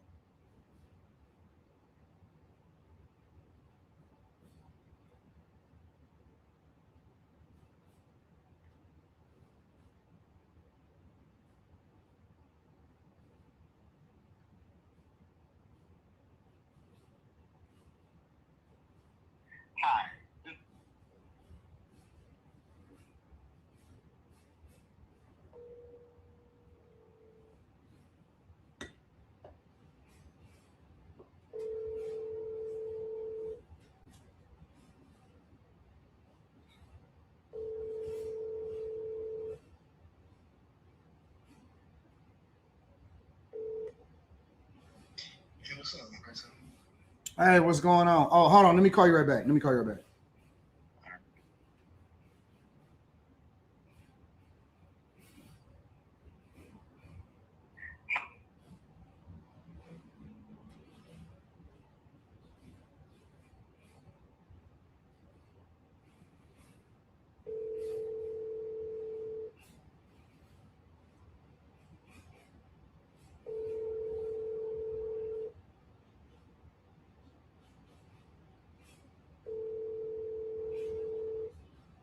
Everybody at work. Your call has been forwarded to. Hopefully you can call me back. But what you experience a lot of times, and Mace just really described it in the same way that I described it yesterday. As I said, what happens is people are babes in Christ, right? And what does that mean to be a babe in Christ? That means that you freshly saved. You probably been in the game for, I don't know, anywhere from a new saint all the way up until, you know, whatever, the last 2 or 3 years or whatever. And so you got this newness about you. It's a new opportunity. You just want to shout it to the mountaintops. You're ready to give it all up, and you're excited about Jesus. Let me see if I can find that spot where I talked about it yesterday. Give me a second. God gave me gifts. I can play basketball. Man, listen, bro. Jordan is supposed to be the primary source of what I've been released from my addictions. I've been even more of a reflection of the organization. Great, and it's the way. But is that the venue? Is it? And when you work for somebody, let me see if I can find it, are super young.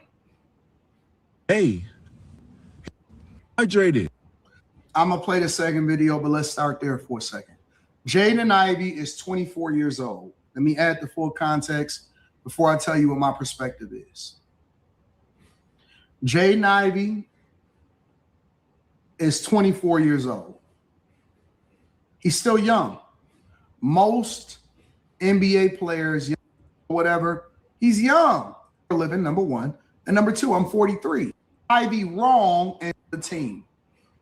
And most people are not going to be able to break it down to you from both lenses. And this is where we differ. This is where the big dogs play. And the people that believe in Jesus. And he didn't. He didn't do anything wrong at all.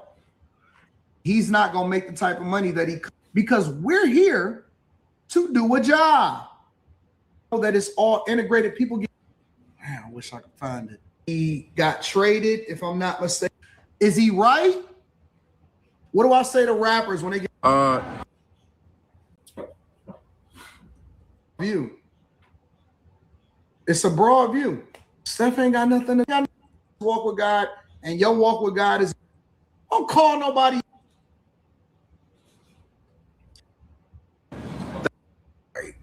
I can tell you right now. You drunk off of the opportunity to know Jesus. And a lot of times, the team. And although your testimony is your testimony, I got it. This is what I said it, I think. Yeah, that's not going to go over well, big dog. That's not going to play right. I can tell you right now. TMI, you are an extension of the team. And although your testimony is your testimony and it's awesome, and hopefully it can save somebody, that you are a liability when you say stuff like this, because unfortunately, it's a marketable product that they have to put out on the floor in order to sell tickets, and you might be messing up. We mistake people's testimony for the organizations.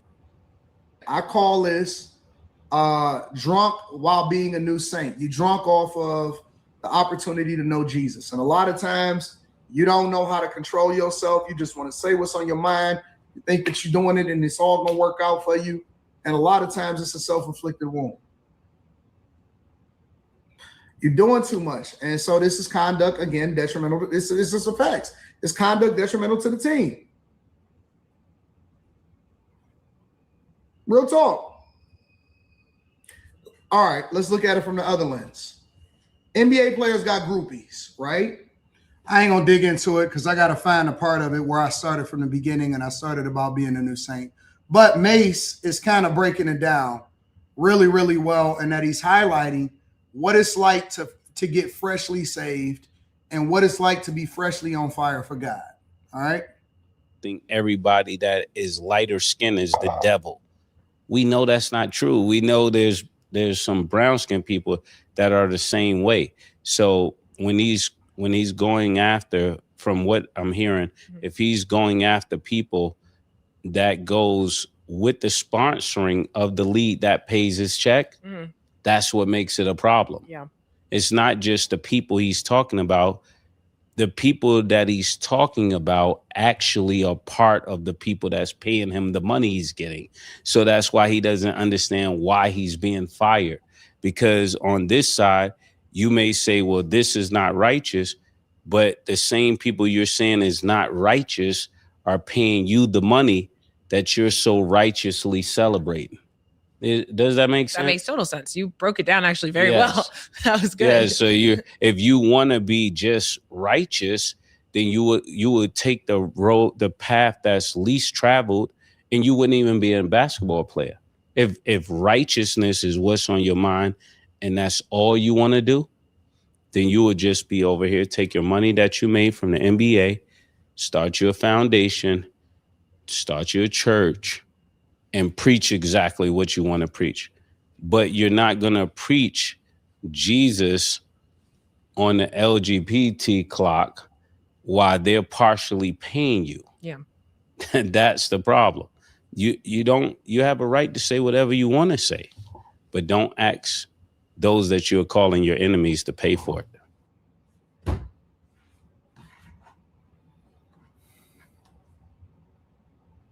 Like, this is cute. This is all good and cute and dandy for now, until the kids need diapers. Because see, here's the question that I really want to ask, right? Let's say hypothetically, God forbid, that Jaden Ivey doesn't get another NBA gig, right? Because guess what? Mark Jackson, devout Christian, dedicated to Jesus, absolutely awesome, former NBA player, coached the Golden State Warriors, helped groom Steph Curry into being who he is today. Guess what Mark Jackson, after saying and alluding to the idea that he got blackballed and got fired because of his view on Jesus, guess what Mark Jackson still had to do? Work for the NBA. Maybe not in the coaching job, but definitely on the network calling NBA games. He didn't ride off into the sunset and start just living life and saying, you know what? Jesus will provide. You know what Mark Jackson still had to do? If you don't work, you don't eat. And Mark Jackson was still calling NBA games and interviewing for NBA jobs. So this 24-year-old young man whose wife is trying to get in touch with him, and y'all emotional because y'all an emotional people. So y'all saying, man, his wife switched up on him or whatever. I didn't see his wife publicly say anything. His wife was trying to get in touch with him, maybe so he can talk it out, maybe so she can calm him down, maybe so she can help him think it through before he go out there and say something that was going to completely ruin his career. It's not about whether he was wrong or right. It's about whether or not you're doing things the right way. You have a wife for a reason. If you chose the right one, then she's supposed to be the voice of reason in your head. Guess what? When I get a phone call from somebody that's meaningful to me, I listen to them. I take it into consideration. Anton, no. You know what? Calmer, saner heads prevail. You're right. You're right. Let me think this through. If it's really that meaningful to me, then I'll be online tomorrow and I'll say it tomorrow.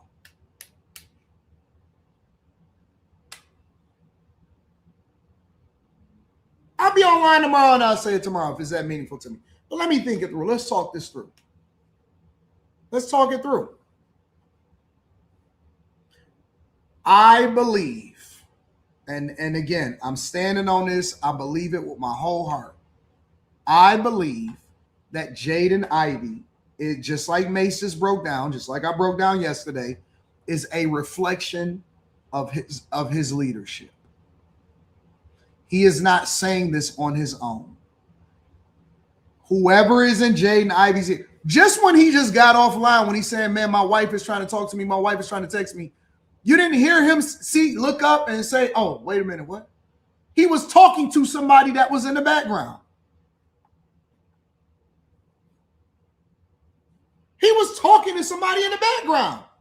So you're not listening to your wife. You don't answer the phone for your wife. You stay online and you're interacting with somebody else in the background.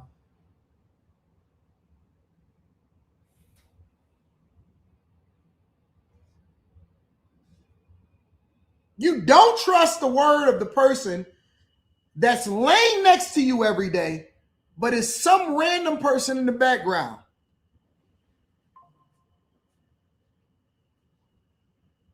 Again, this is not about a right or wrong.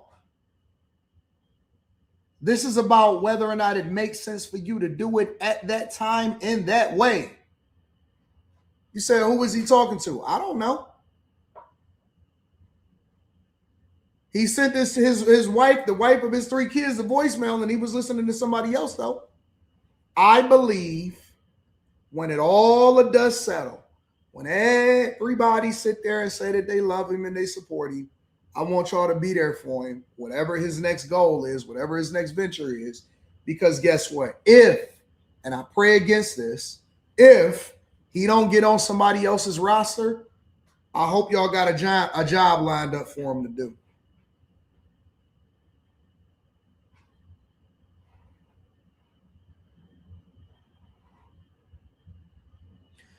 I hope y'all have a job lined up for him. I hope y'all gonna put together a GoFundMe for his children. I hope you put together a GoFundMe for his wife. Somebody said that's why you have to trust your own advice. Lean not into your own understanding. The word says lean not into your own understanding.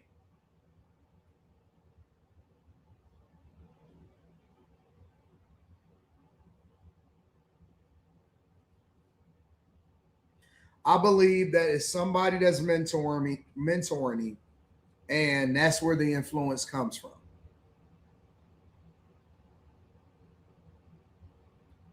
That's where the influence comes from.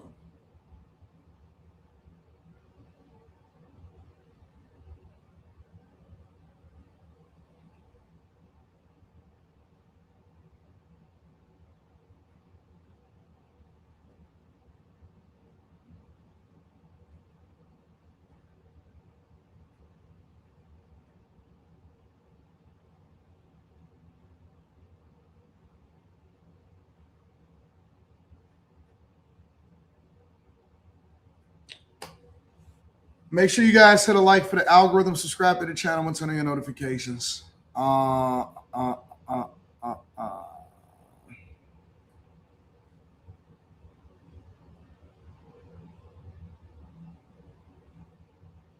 Somebody said, I don't trust the NBA. I don't really know what there is to trust. I didn't know that the NBA had actually made a statement about it.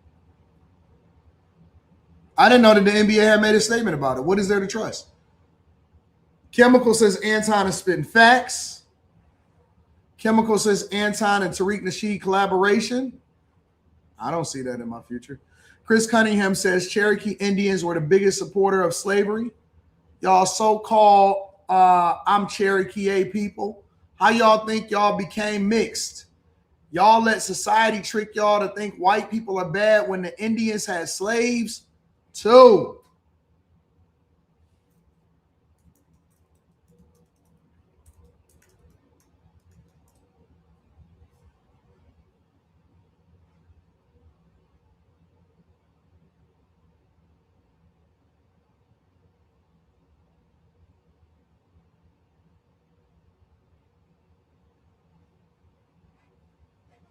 Here, let me show y'all something really quickly.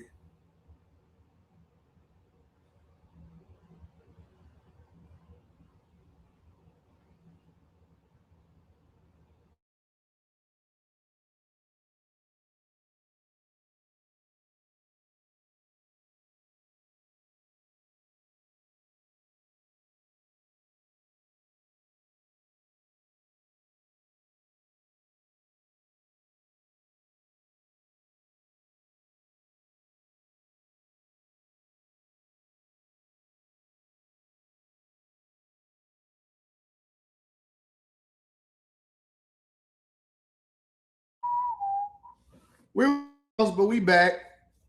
We was paused for a second, but we back. The 5 civilized tribes, the Cherokee, the Chickasaw, the Choctaw, the Creek, and the Seminole nations. Like the Seminole Hotel, the Seminole, the Hard Rock Seminole Hotel. In the Southeast, adopted slavery and held some significant numbers of black slaves. With over 8,000 enslaved people in their territory by 1861.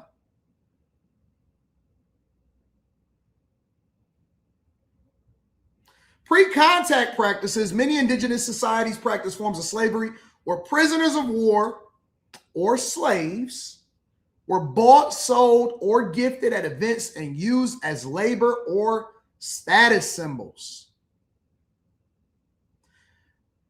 Particularly in the 19th century, some tribes adopted the Southern model of slavery, utilizing slave labor to rebuild their nations in Oklahoma. And this is according to a Smithsonian article.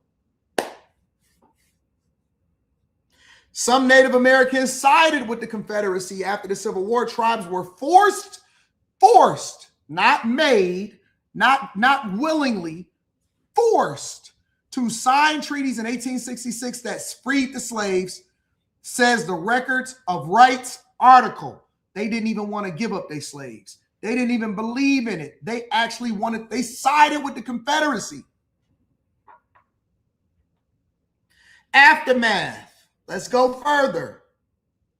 Despite the emancipation, formerly enslaved people often face discrimination within tribes, leading to ongoing controversies regarding citizenship for the descendants of these slaves known as freedmen. I need y'all to start doing y'all history and start to understand exactly what's going on. Sometimes you don't know what to look up, and so you're not familiar with it. Sometimes you are not aware of what is going on, and so as a result,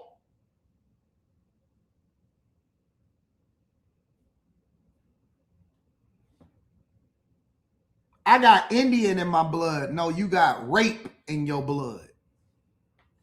I got Indian hair. Remember when all of the girls used to say that? I got Indian hair. Nah, you the product of rape.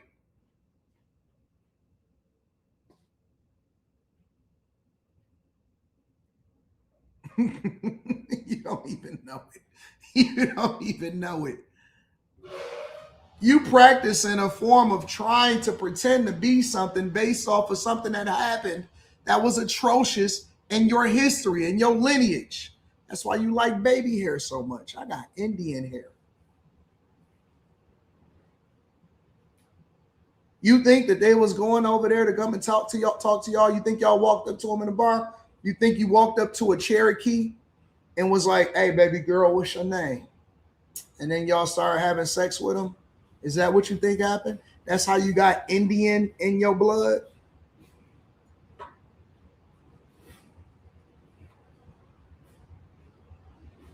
You think y'all just pulled up to a reservation and that's how you got the Indian hair?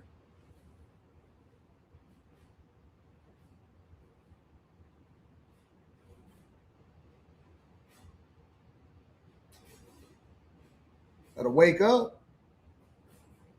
You better wake up. They used you to rebuild their own nations.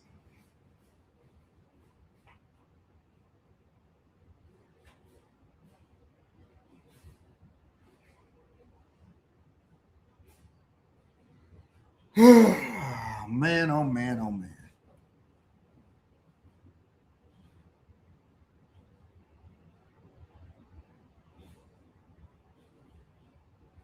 And you don't even get no check. Shout out to my dog. Says Cherokee Indians were the biggest supporters of slavery. Y'all so-called I'm Cherokee people. How y'all think y'all became mixed? Y'all let society trick y'all to think white people are bad when the Indians had slaves too. Chris Cunningham says that's why we need to sit right here instead of ESPN room. You cooking right now.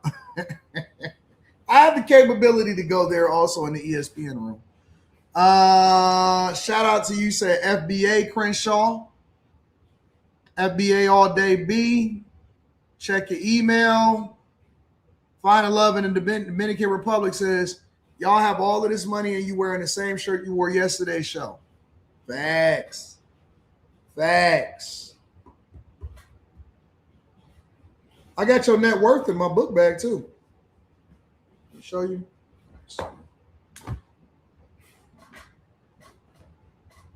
Want me to show you your net worth in my book bag?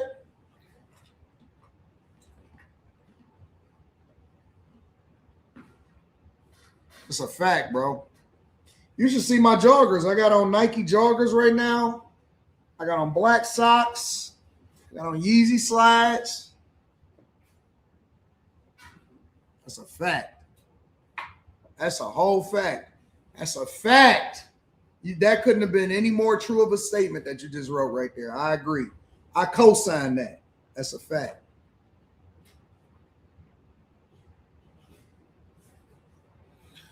I'm not going to do it. I'm not going to do it. I'm a better person today than I was yesterday.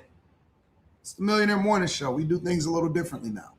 Well, the CNA says, my father says, slow down, he that endureth to the end, and don't be zealous over much. When I started my walk with God, you got a good father. Your father gave you game. King DJ Trick says, Tupac, before you go to war, get the money first.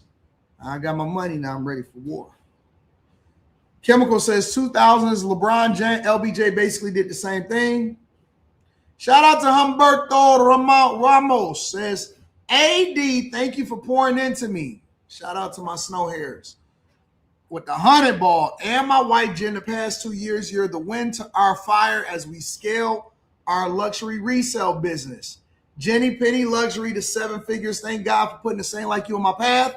Grateful for the good and faithful servant Jesus used to help us run it up. Shout out to Humberto Ramos and all of the bag chasers. Let me take the opportunity, since we're in the midway part of the show, to tell y'all that the best time to join the Patreon is the beginning of the month. And it is the first of the month. This is not an April Fool's joke. This is the truth. Best time to join the Patreon is the beginning of the month. The link is pinned to the top of the chat. We got a live stream happening this weekend. We got videos that's dropping this week. And there's so much game, so much opportunity. And I also want to tell y'all that if you are a part of the Patreon or you are joining, make sure you hit the link in the most recent description of any of the most recent videos and join the Discord, right? The Discord is in there also, and we do some great things. We do some great work. We network, and we got a Patreon live stream meetup. Live stream this weekend. Meetup is coming up. And it's only exclusive to the bag chasers. We don't open it up to the people in the public. It's never going to be a public event. It's usually always popping. It doesn't cost you any money. There is no cover to come in. If you're a bag chaser, we usually take over a rooftop in some city with good weather, and we have a good time. So if you are not a part of the bag chasers, if you're not a part of the Patreon, link is in the description. Yep, we also do Bible study. Link is in the description as well as pinned to the top of the chat. All right. Shout out to the bag chasers. Shout out to the Patreon members. It's the best group of people that you'll ever meet. And it's the greatest Patreon that's out there. Keeping it 100 with y'all. All right. After hours tonight, Relationship Wednesdays. It's going to be lit.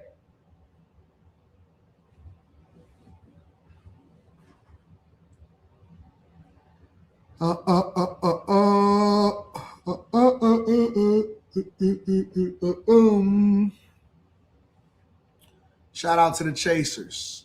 Chad from Morris in the building says, been a while since I super chatted. Well, I appreciate you just being here. Keep going, AD. Loving what I've been seeing with your exposure on other platforms. And let me just give a shout out to Stephen A. Smith also before we get into the rest of the show. I want to say what up to Stephen A. Smith. I love you, bro, for showing me love. For even doing another recap of what is going on. I want to say I appreciate you. And if it's anything that you need from me, let me know. Shout out to Stephen A. Smith. I also want to give a shout out to Tasha K. Kicked it with Tasha K yesterday. We had talked to her pretty regularly. She gave me some advice. And I was humble enough to receive it. She gave me some advice that worked out incredibly well. The advice that she gave me, she helped me get a bigger bag, and she gave me some incredible advice. So I want to say shout out to Tasha K too. Shout out to you. I got a lot of love for you based off of some of the stuff that you've done to add value into my life and the certain conversations that we have offline. So shout out to you also. Shout out to a lot of people. I'm not gonna name a bunch of names, but shout out to a lot of people that show love and support, and all of that. Shout out to Shaq. Shout out to Shaquille O'Neal. I'm gonna leave it there.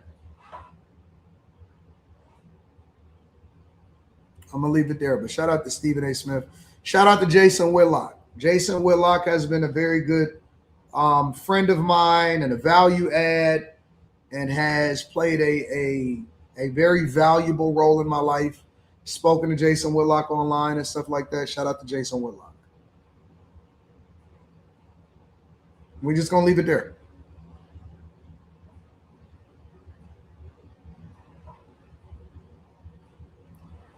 Messi says, Tasha K talked a lot of ish about you, a lot of lies. You may want to revisit the shout out. No, I meant what I said. I know what's going on.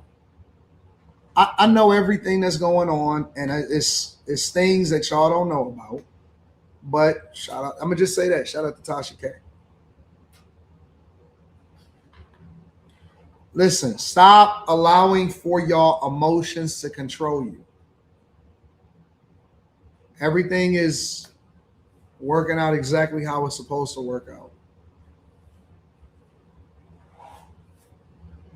Come on, hey, bag chasers, y'all smarter than this.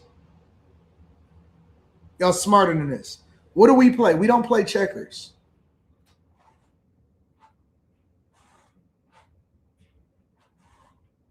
Come on, wake up. Come on, y'all. We don't play. Why do you think that we are as successful as we are? Because we don't let our emotions control us, and we don't play checkers. We play chess.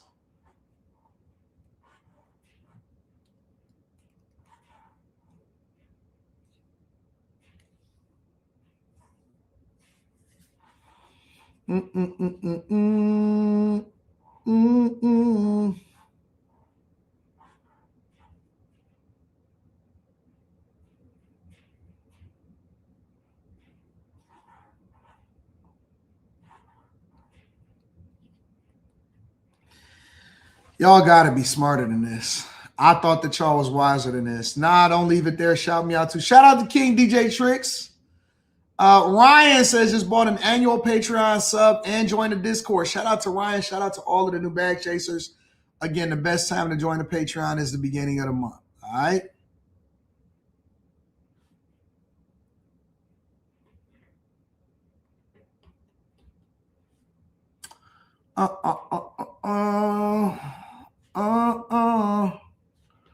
All right, y'all. What we talking about next? I feel like I don't be getting to all of my subjects because y'all let me derail too much. This is y'all fault.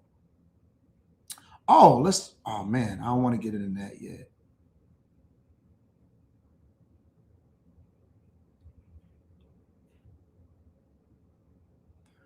I didn't even get into none of the ratchet stuff, bro.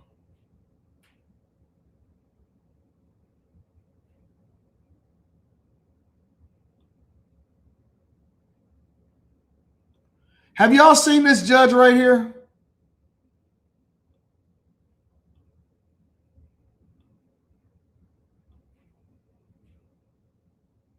I'm going to read your super chat shortly, Rob. Judge facing scrutiny for his interaction with a courthouse staffer. It's now center stage after a video widely shared online this week. ABC 13's Maya Shea went to court to find out what happened and has this report tonight. Judge Nathan Milleron has been on the bench since January of 2025, and a quick search of the internet shows he's no stranger to controversial takes from his perch. But it was video of his interaction with an IT staffer, someone who fixes computers, that surfaced over the weekend that seems to really upset people.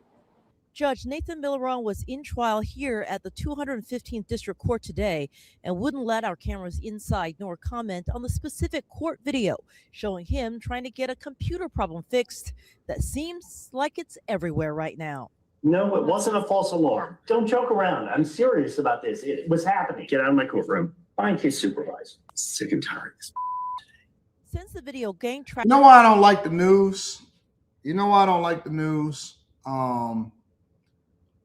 Because they always chopping stuff up wrong. Let me pull it up.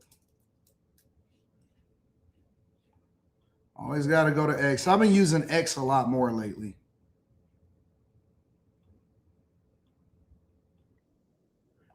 All right, let me see if I can pull this up. Yeah, should be. You don't. And you're disjoined from the audio here, right? Yeah, should be. Let me see. Sorry. Mariah, did I make this up? 5 seconds. 1 second. You don't have to go far. You're disjoined. Okay. Yeah, you're good. Okay. False alarm. No, it wasn't a false alarm. False negative. Sorry. Don't joke around. I'm serious about this. It was happening again. I understand. I'm just saying I can't see it, sir. We're good. Thank you. Get out of my courtroom.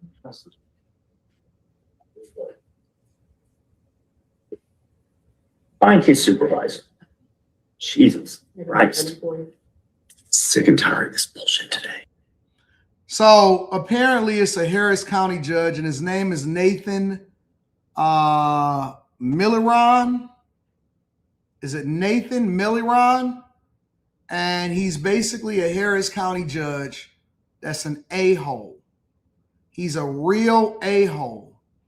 But that's not even the only thing that you know, obviously they're starting to pull up previous situations where he's been disrespectful, he's been an idiot, and he even berates lawyers and go off on people and all of this stuff. And so now they're starting to uncover a lot of the different instances where he's basically been an a-hole. I'm going to pull up a completely different one.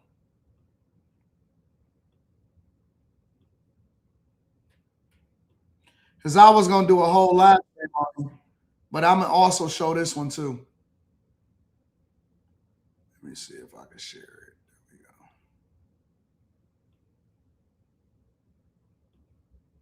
Read that. Okay. Those are the overlapping stores between the stores outlined. You're wasting my time this morning. No, Judge. I mean, we have an overlapping issue in these two cases. They don't seem to be that overlapping to me. Well, we have the same parties. You want to go to Jefferson County because you want Jefferson County jury. Oh, I mean, Judge, we're the defendants in the case. Okay. We're they're plaintiffs. We haven't filed either one of these cases. They filed this case Lien first. abatement is denied. Thank you, Your Honor. We filed a proposed order, but I have one here at the end. Take it. Jeff, you would briefly respond You about. may not. Well, This hearing is done. she's asking for a sanction. Deputy, remove her from my bench now. Your Honor, may I speak? No, you may not. This hearing is over. Jesus Christ, these people today. Step away. You're about to be cuffed. What is his name? Let me see this guy's name. Let me look this guy up. I can't read that. Okay. Those are the overlapping stores between the stores outlined. You're wasting my time this morning. No, Judge. I mean, we have an overlapping issue in these two cases. They don't seem to be that overlapping to me. Well, we have the same parties. You want to go to Jefferson County because you want Jefferson County jury. Oh, I mean, Judge, we're the defendants in the case. Okay. We're they're plaintiffs. We haven't. Nathan Milliron. All right, let's see.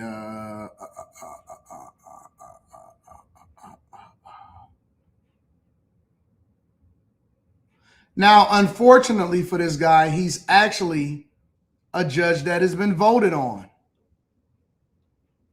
This is him. This is his website. And this is what he stands on. So let's see. Nathan has committed himself to providing the highest caliber of legal services to his clients that will bring that same dedication to litigants and counsel that appear before the 215th Civil District Court in Harris County, Texas. Nathan will uphold the rule of law and treat each litigant and each dispute along with counsel fairly and with respect. Well, he just disrespected the IT guy that helped him, and he disrespected the litigants.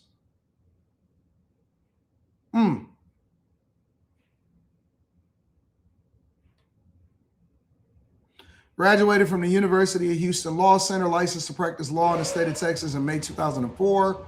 He's been practicing in Houston and Harris County, Texas as well, in various courts throughout the state. Since that time, he has garnered extensive litigation experience in a host of civil matters, including breach of contract actions, banking and finance, collections and creditor rights, including post-judgment enforcement, corporate and business law, personal injury, and real estate. This is him.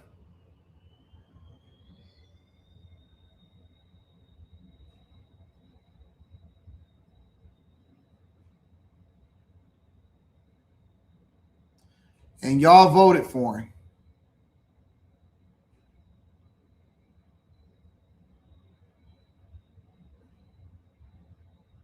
And he looks so innocent. Oh, hey, Nathan. Hi, Nate. Hello, my friend. And he was able to successfully finesse his way into a courtship.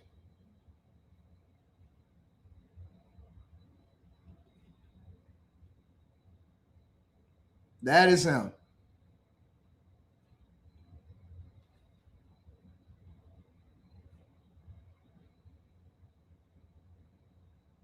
Houston attorneys is calling him out following viral clip of him berating an employee. The president of the association captured in a video on social media Tuesday. Association's president, Brent Mayer, criticized the judge. Now, many of you have seen or heard about this Harris County judge treating court staff, employee in an absolutely inappropriate and humiliating manner. There's no question that judges shouldn't act like that. Brent Mayer, president, Harris County Criminal Lawyers Association. Our organization stands up for good judges who do the right thing and bad judges who don't. By now, many of you have seen or heard about this Harris County judge treating a court staff employee in an absolutely inappropriate and humiliating manner. False negative. Sorry. Don't joke around. I'm serious about this. It was happening again. I understand. I'm just saying I can't see it, sir. We're good. Thank you. Get out of my courtroom.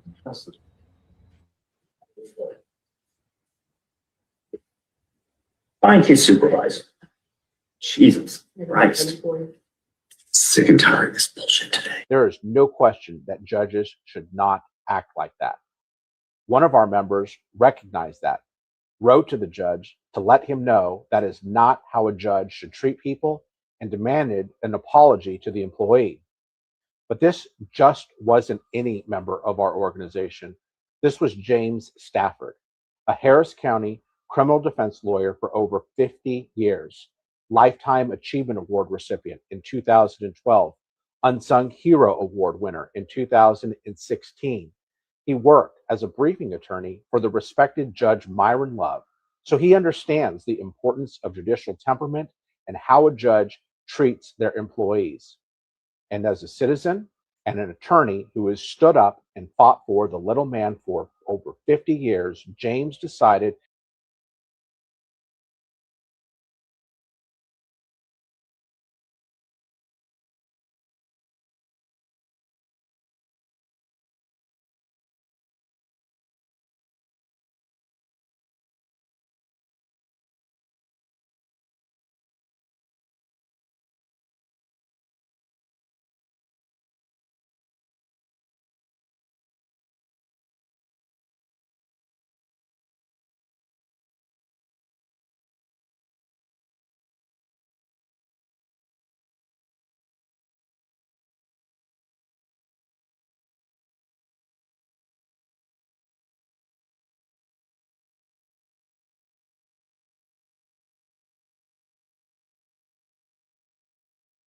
Oh, I'm muted. Oh, my bad. All right, thanks.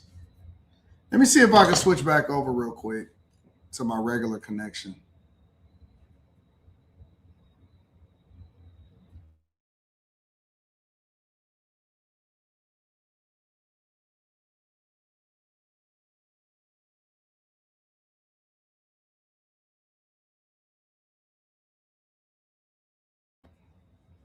All right. Can y'all hear me good? Can y'all hear me good? Everything good? All right, let me look at this real quick. Apparently, he's being called out. Look at these documents really quickly. This is him. Apparently, this is a message to the judge. Just for your information, they said they will send me a wedding. I'm in chambers. Hold your ground. All right, so this is April 30th. Hold your ground. I'm now officially pissy. Don't go anywhere. Sit in my suite. Lisa can address me. Seriously, stay in your office. Lisa can kiss my A. When you see your email, know I am fighting for you, but I hear you may have wanted to leave. If so, just tell me so I don't look stupid. Hi, Judge. Sorry, I had a doctor's appointment today. I've been with a huge headache since yesterday, maybe from all of this situation and work.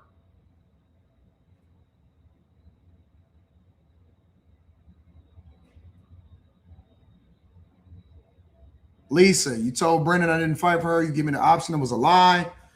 Appreciate you both coming to me, speak about Brendan's future in 215th. I was caught off guard. Appreciate the DCO is responsible for the clerks and where they belong. I honor that hierarchy, but how it was done needs significant improvement.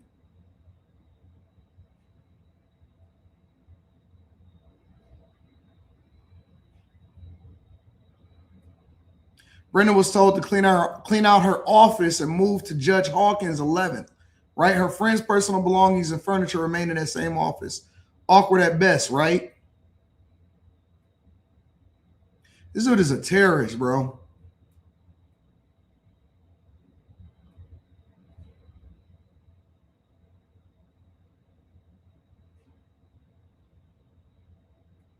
You know what the worst part about him, though, is? Let me tell you what the worst part about this judge is. The worst part about this guy is that y'all voted for him. So I kind of don't feel bad for y'all when this judge is out here berating people and going off on people and all of this because y'all voted for him. Y'all voted for this guy to be in office, and this is why I say that participating in local elections is very, very important, and it should not be taken lightly. You know, I remember when a comedian was sitting there and he was saying that elections don't matter. It don't mean anything. It doesn't matter. It's not going to change anything. It doesn't change your life. It's not going to impact you. Any of that type of stuff. They tried to convince y'all that elections don't matter. And I said local elections matter more than anything, and that's where we should have the highest turnout rate. And I also said it's not enough to just participate in the election. You also need to be informed and do your research on who you are electing. Y'all deserve this. Y'all deserve it. You deserve this man kicking butt, taking names, and you can't remove him because he's an elected official. And y'all probably going to vote for him again. But the judges that you stand before, the prosecutors that prosecute the cases within your district and your county, the council people, the mayor, all of these people are elected positions. Everybody that you see playing a role politically in your life has either been put there by somebody that you elected or you elected them yourself. So if y'all had these people in office, what more can we say? Somebody says you can't really think they voted for this. Why wouldn't I? He got voted. He got voted into office. Why wouldn't I when he literally got voted into office?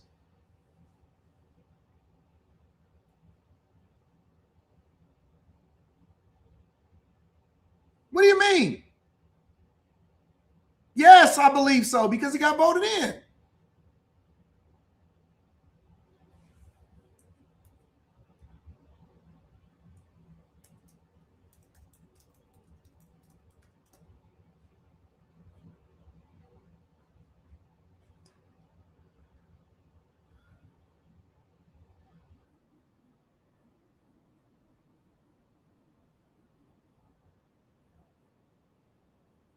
A Republican, in a video of him being rude to a member of the IT team. It just showed up on social media today. Let's watch it.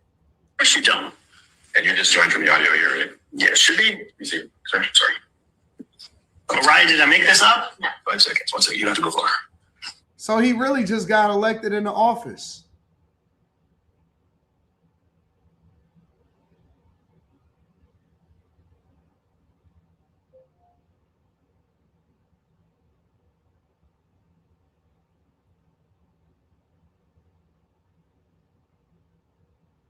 Let's see. Here's county commissioners. Democrat, Harris County, Texas mail-in ballots.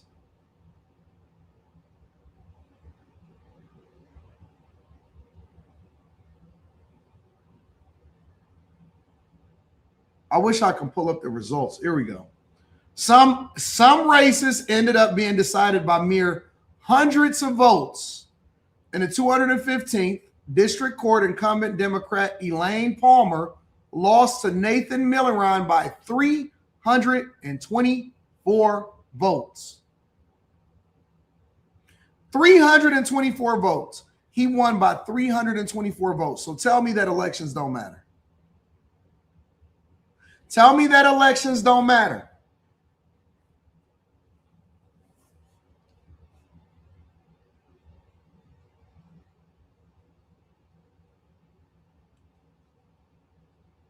Just because somebody is a Republican do not mean that they are fit to serve. I don't know where y'all got that from. And just because you're a Republican does not mean that you have to vote down ballot.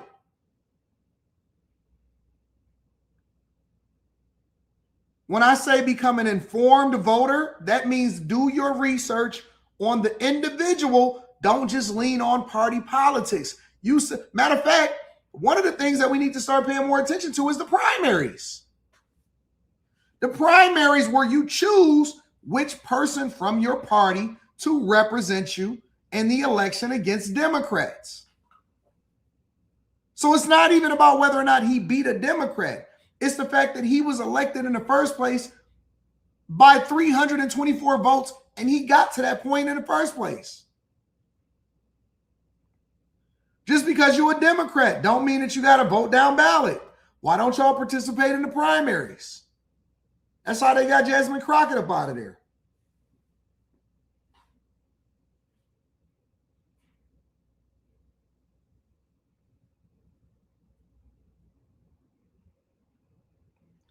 Again, make sure you guys hit a like for the algorithm, subscribe to the channel, and turn on your notifications. Look, let me guess. You're gonna disagree with me again, huh?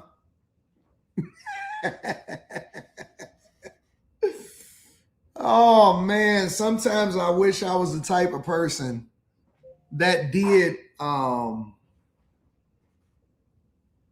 block people and censor people.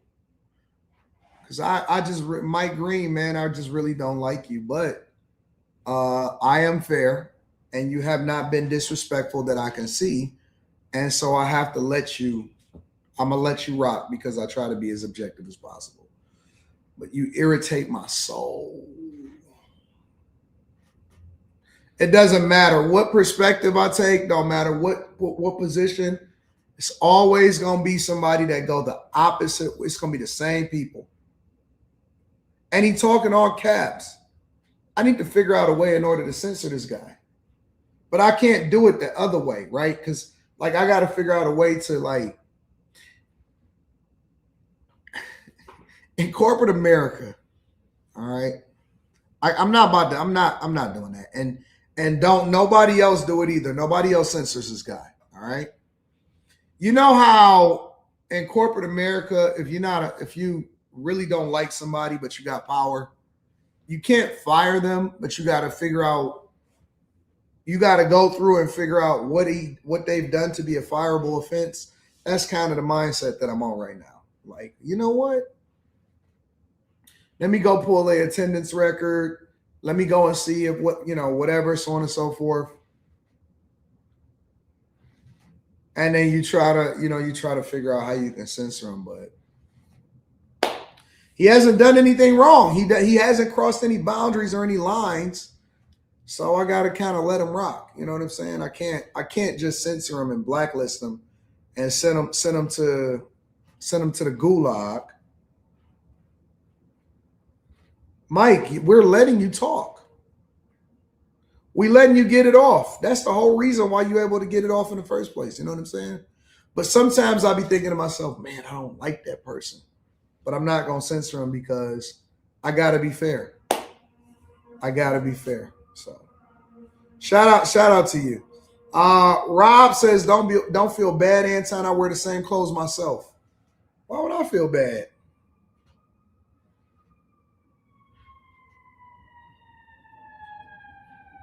I'm just telling y'all my feelings and my thoughts. Like, you cannot like somebody and still treat them with respect.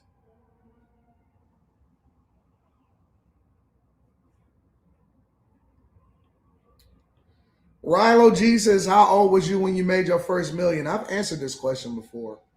I don't know. I don't remember how, because when you say, there's two different ways to look at it. You can say when you made your first million or when you became a millionaire, because you don't have to make $1 million in a year in order to become a millionaire. Understand what I'm saying? Because the way that you measure what your net worth is. Your net worth is not based off of how much you make. It's people that make $800,000 a year and they're not a millionaire. They sitting on $800,000 in debt too. So you can't look at it like that. You got to look at it from the lens of a net worth, right? And when did my net worth exceed $1 million? I don't know. Early 2010s.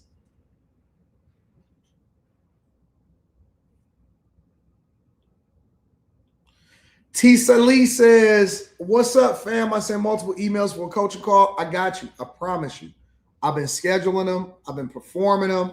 I've been taking care of them. I've been on top of it, bro. I got you. I promise you I got your emails. Jay Clip says, Anton, I don't think I ever sent the super chat before. Well, shout out to you, Jay Clip. I appreciate you. Going through a lot right now, but I wanted to see if I could send a super chat after hearing your rant earlier. That really touched me, bro. Thank you, brother. You know what's so interesting, Jay Clip? And let me just say I appreciate you. I love you, bro.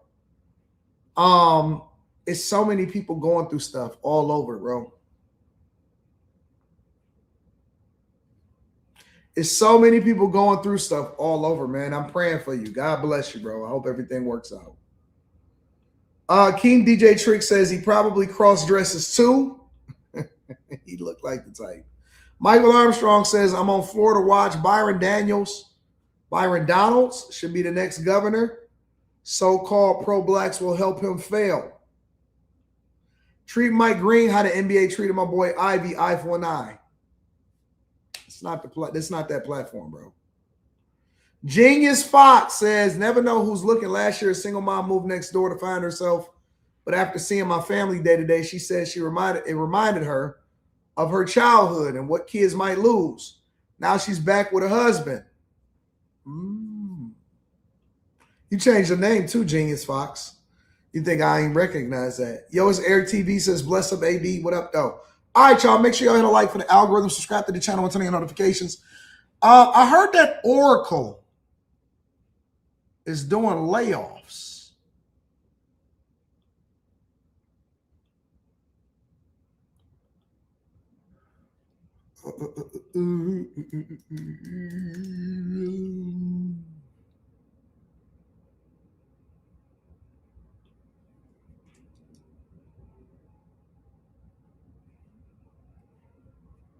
I heard Oracle is laying off like 30,000 people. Have y'all heard about that?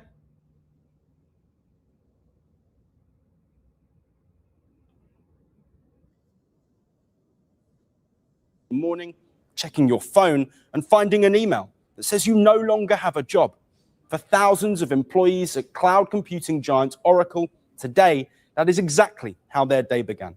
No warning, no call from their manager, just a message sent at dawn. So, after weeks of rumors, reports now suggest Oracle has begun a massive round of layoffs. Employees across regions, including India and Mexico, woke up to emails informing them that their roles had been eliminated with immediate effect. In many cases, access to internal systems was revoked almost instantly afterwards. The scale is staggering. While the company has not officially confirmed the numbers, reports citing senior Oracle employees say that in India alone, up to 12,000 jobs could be affected. Globally, the number could touch 30,000. That's nearly 18% of Oracle's total workforce. And it's not just the numbers, it's the way it happened. Posts on platforms like Reddit paint a similar picture. No prior HR conversations, no performance warnings, just silence until the layoff email arrived. The bigger question is, why now? The layoffs come as Oracle pushes hard into artificial intelligence and cloud infrastructure, trying to keep pace with rivals like Microsoft, Amazon, and Alphabet. More than 70 companies have cut around 40,000 jobs this year alone, primarily due to the growing role of AI in the tech industry. Amazon and Meta have announced over 17,000 job cuts this year. Microsoft, IBM, and Salesforce led the layoff numbers last year.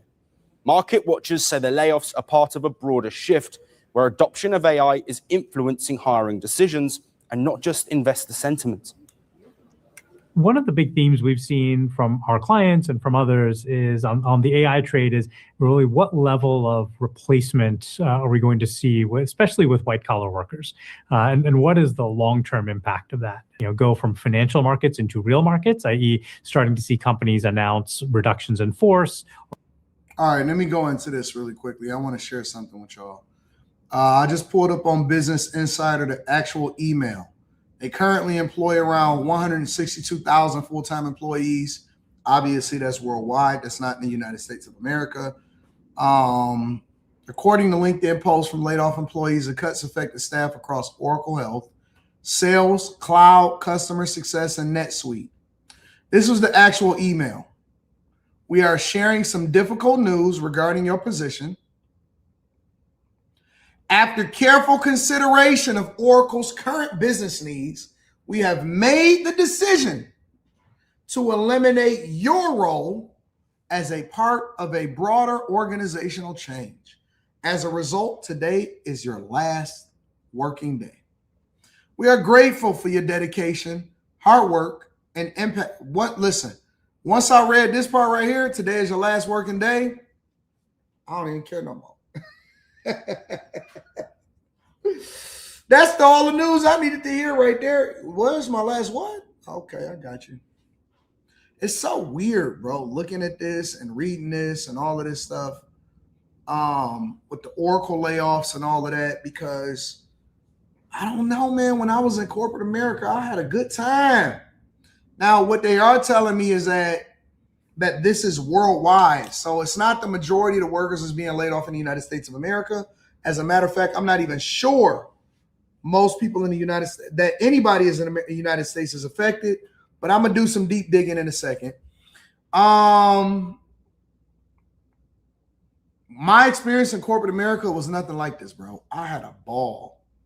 When did I retire again? Second time. In 2024.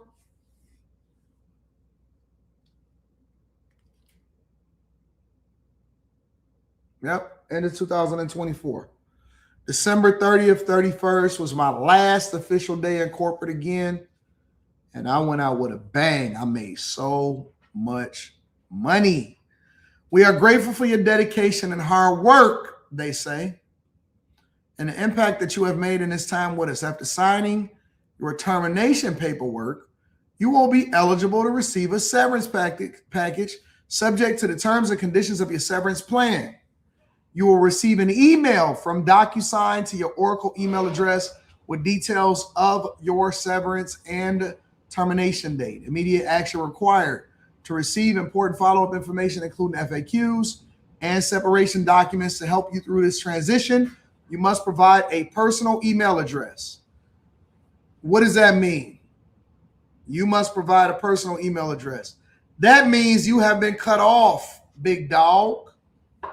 That means that you no longer have access to your company email address, to the company computer, to any of that type of stuff. So we're going to finish the rest of this with your regular email address, all right? Please click here to submit the personal email address immediately. If you make a submission error, please resubmit a new form. Please note, The personal email address will only be used for correspondence regarding separation, related information, and severance agreements. Access to your computer, email, voicemail, and files will be deactivated soon, and you will be unable to log into your computer. As a reminder, you are prohibited from downloading, copying, or retaining, including emailing yourself, any Oracle confidential information that could possibly affect your severance. Thank you for your contributions to our organization. If you have additional questions, reach out to the HR team via Ask HR page or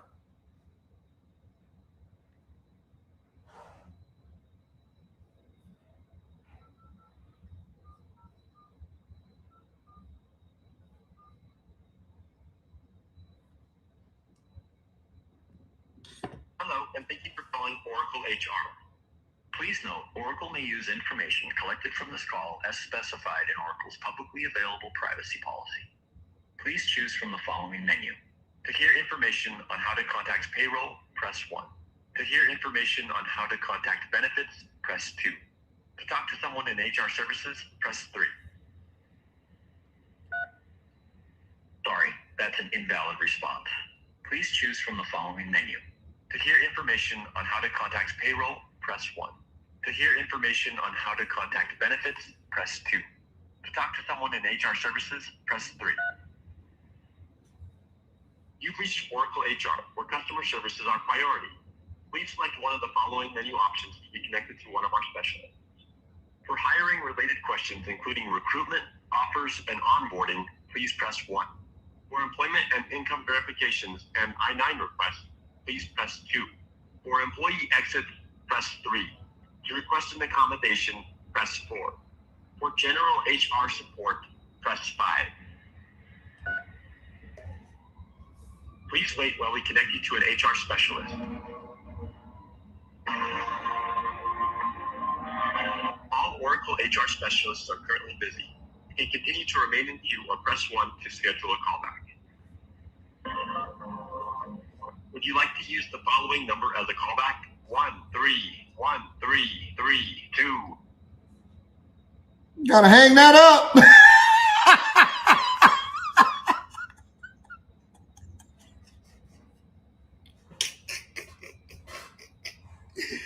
Yo, you was about to tell my phone number, Oracle.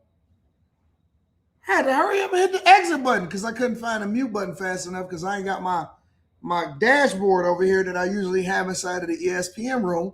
So I'm starting panicking. I said, oh, wait a minute. Don't get my phone number out to the internet.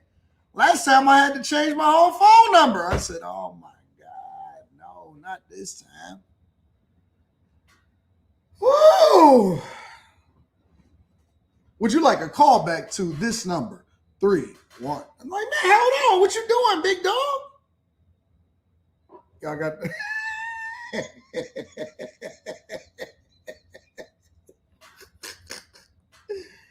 I tried to give up my whole phone number.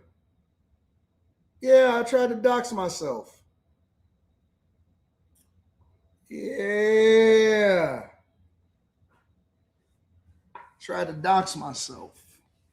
All right, don't worry about it. So here's a severance package Oracle offered to laid off U.S. employees. Oracle offered 4 weeks base salary plus 1 additional week per additional year of employment, up to 26 weeks of severance, according to an excerpt of internal severance terms viewed by Business Insider. Okay, so if you was just an employee, you just recently got hired in, and you worked there for less than a year, I mean, you get a month severance. For any additional year that you work there, you get an additional week. All right. So let's say you work there 5 years. If you work there 5 years, you get 2 months of severance. No, I'm sorry. You get 6 weeks of severance. Oh, 5 years. I'm thinking 2 years. Right. So let's say you work there 5 years. You get a little over 2 months worth of severance. You get 9 weeks worth of severance. All right. 9 weeks. If you work there 10 years, add 5 more weeks onto it. And so that is what your severance pay is. So if you work there for 20 years, you get a 20 additional weeks in addition to the month worth of severance, right? So you can get up to 6 months, a little more than 6 months worth of severance. All right, you can get more than 6 months. Max out. The company, what is this? Oh, they censor me. The company started notifying affected workers in the U.S. about the layoffs early Tuesday morning. Those who spoke to Business Insider said they received the notification email and were locked out of the company's internal system at 3 a.m. Pacific, which is 6 a.m. Eastern. 30,000 people. 30,000 people. Let's do this again. Let's see if we can make this work. Hello, and thank you for calling Oracle HR. Please note, Oracle may use information collected from this call as specified in Oracle's publicly available privacy policy. Please choose from the following menu. To hear information on how to contact payroll, press 1. To hear information on how to contact benefits, press 2.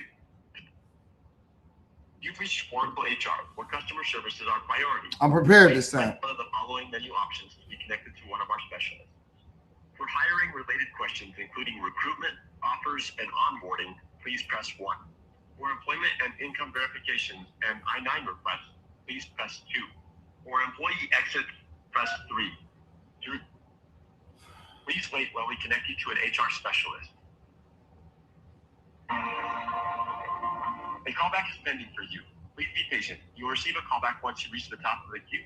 Press pound if you would like to cancel your existing callback and wait on the line. Otherwise, you can hang up to keep your callback request. Oh, I already got me in queue. All right, cool. Cool. So they got me in queue. But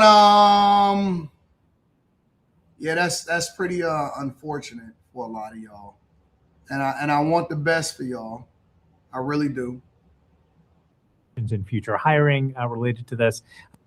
For now, Oracle has declined to comment officially, but the stories coming out of early morning emails and locked accounts are raising serious questions about how big tech handles its workforce in times of transition towards AI.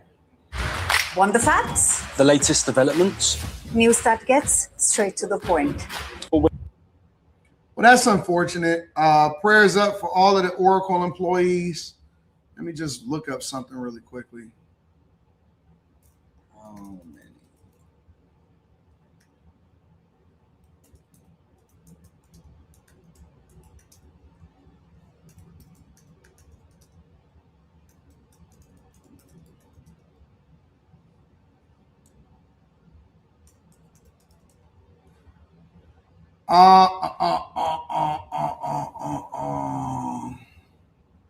Yeah, but it doesn't go into exactly how many US-based employees.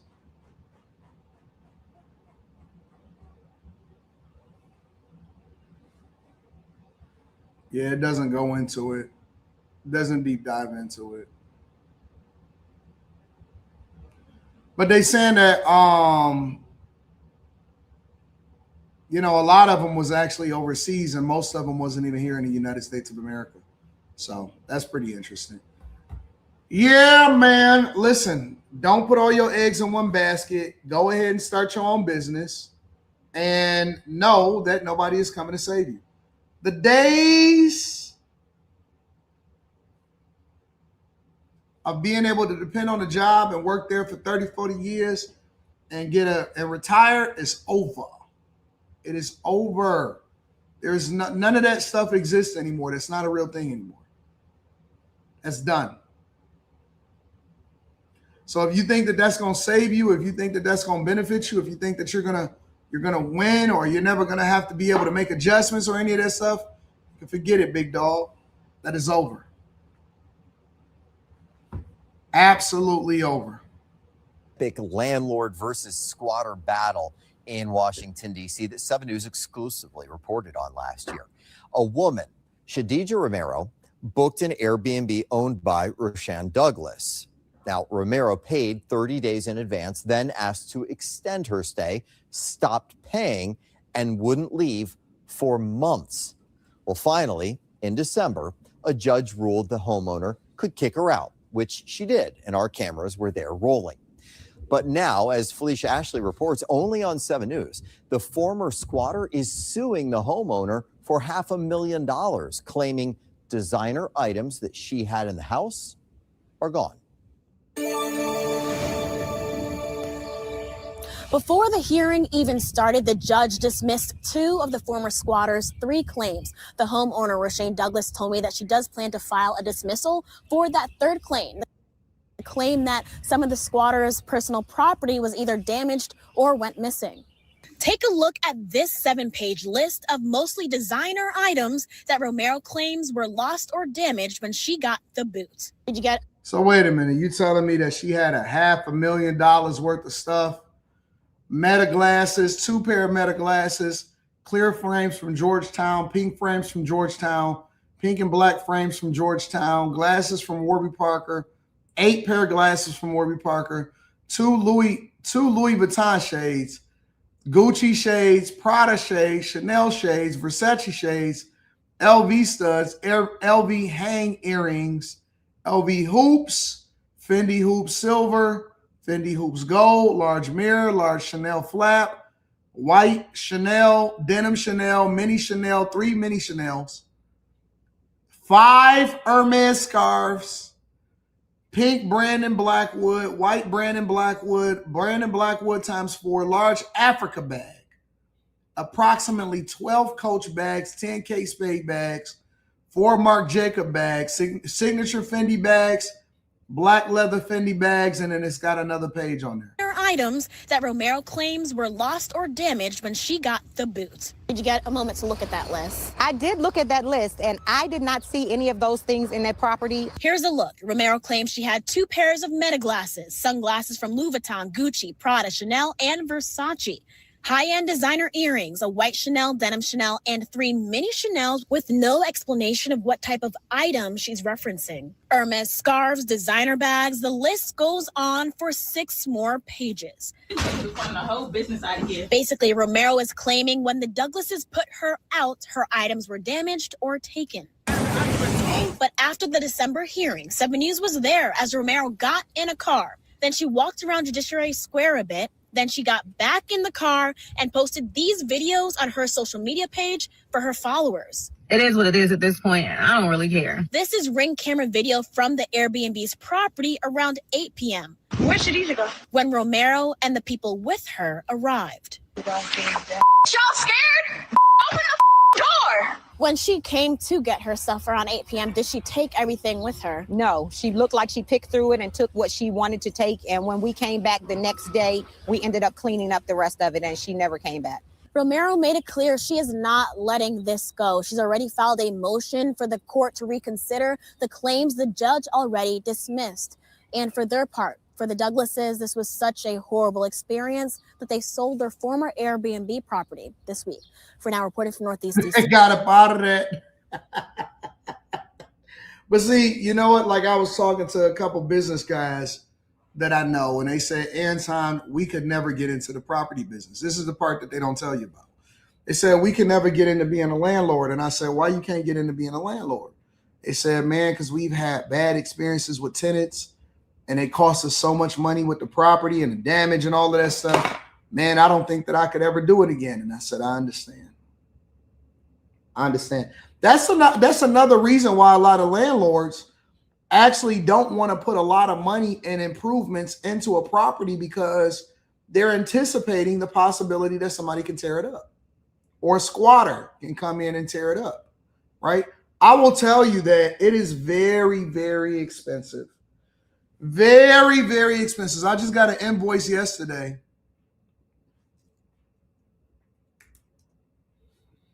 for toweling.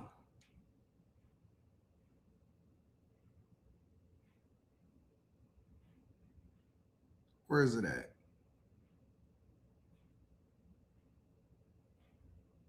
Yep, just got the invoice yesterday.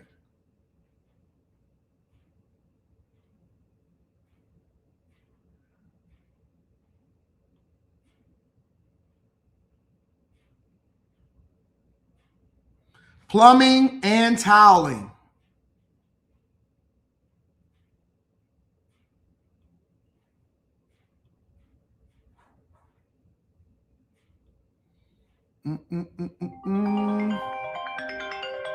Oh, here's Oracle.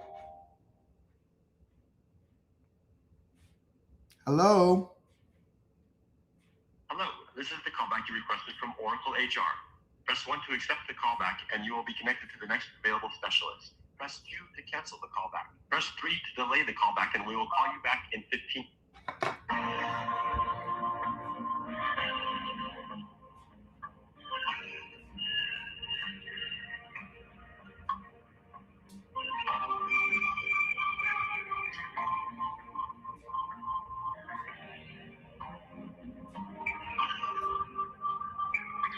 I thought they said that they was ready.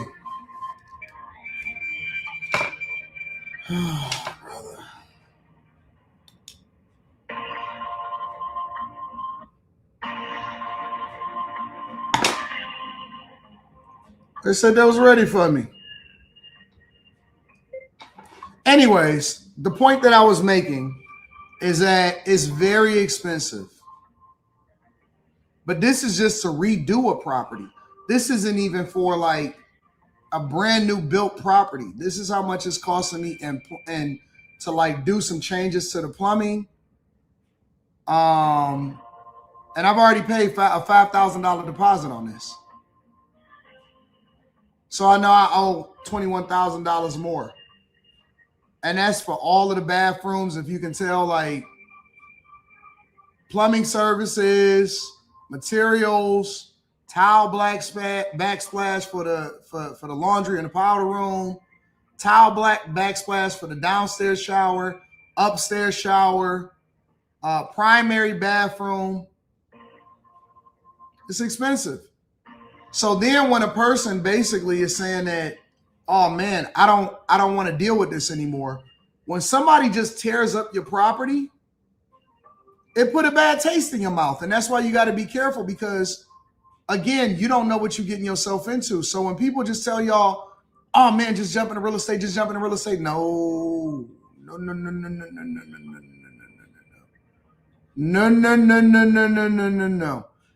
You don't want to just jump into real estate because then you might have a problem tenant or a problem issue or something that happens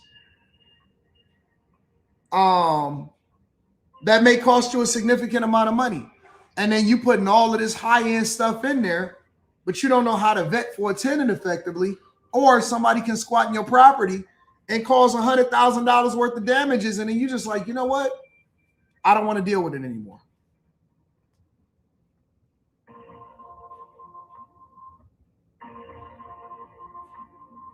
I don't want to deal with it anymore.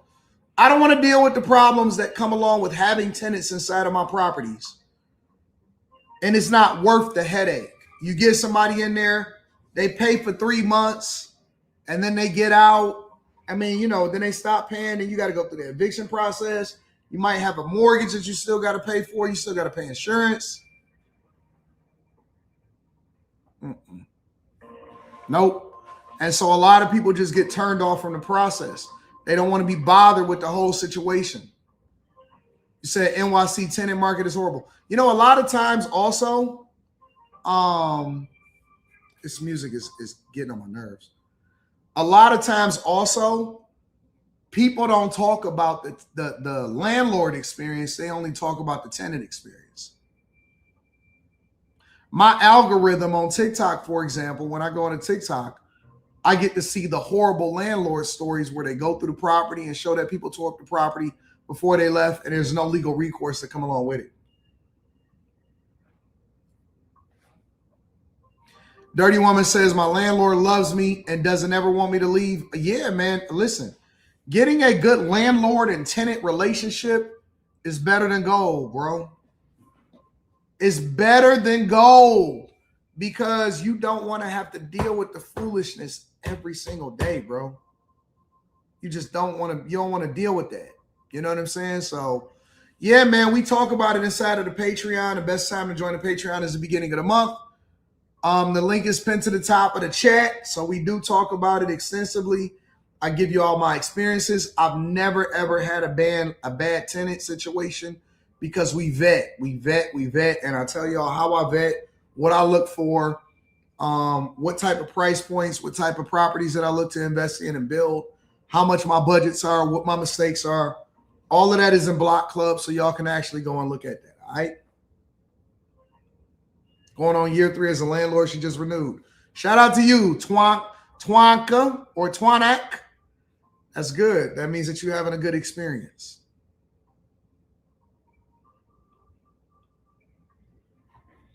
Oliak says, check your email. Great TikTok on employer dirty tricks. All right. King DJ Hendricks says, treat Oracle HR how they treated my boy Ivy. Yeah, they hit me back with a callback, and nobody has actually answered the phone. This is a horrible customer service situation, bro. Anton just texted you, fam. Also, you could have muted the mic. You ain't text me. You ain't text me. You ain't get the whole number. I know you ain't text me. You trying to be like Mike Jones? Who? Mike Jones. That number was almost cooked. Yeah, I would have called immediately and said, hey, give me a new number, family. I import tiles, insulation, and home building materials overseas with my import-export businesses. Renovating 2 properties has saved me at least $50,000-$60,000. It's expensive, bro. Being building homes and redoing homes is expensive. I'm renting each room to students. Cameras everywhere. That might be a privacy issue. 7 room for $1,200 per room to travel students. What? Wait. You're charging $1,200 a room? Where? And people paying that? No way, bro. No way.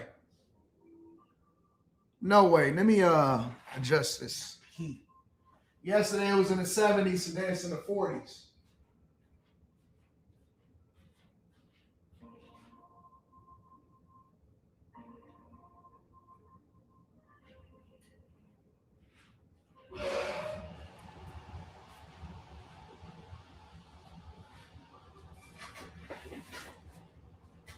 Yesterday it was in the 70s, and today it's in the 40s. Bro, how are you doing $1,200 a room? That's insane.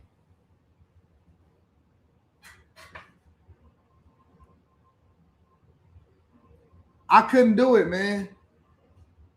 I couldn't do it, honestly.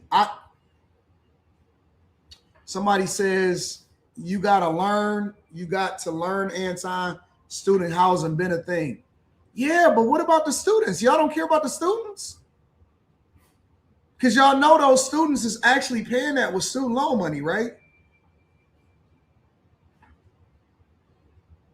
Y'all know that, right? Y'all don't care about the students' well-being. What about their finances? What about their money? What about their budget?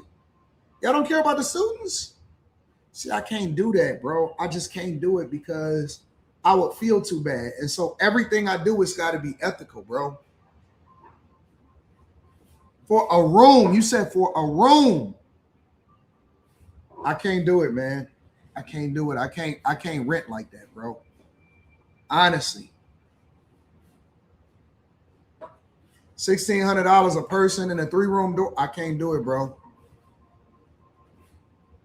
I just can't do it, man. I believe in making money, but I think that you can do it the right way, man. Honestly. And I'm not knocking you for what you're doing, but for me, that would bother me at night. It would keep me up at night, bro.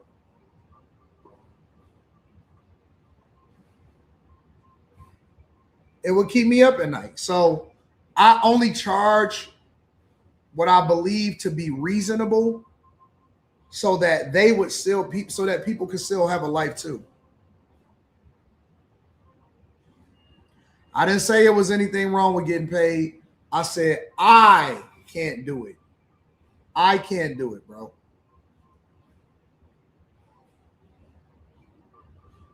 I can't do it. I'm just not built like that. I don't know what's wrong with me.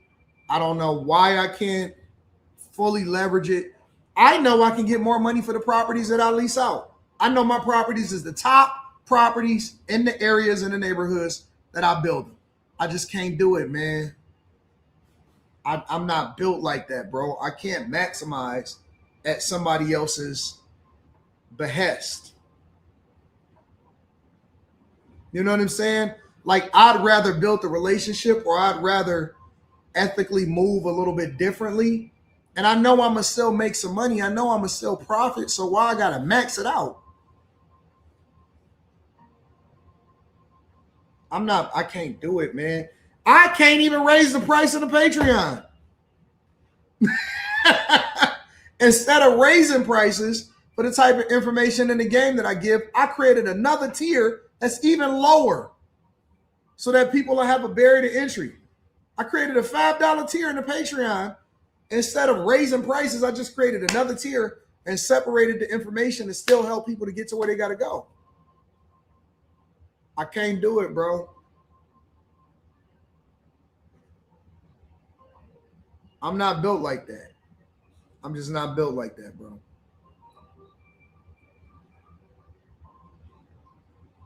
But I mean, if that's how y'all doing it, if that's how y'all running it up, God bless y'all. But I'm just not built like that, man. Let me see something. I'm about to hang up this phone. I'm trying to talk to the Oracle people and see what my severance is going to be.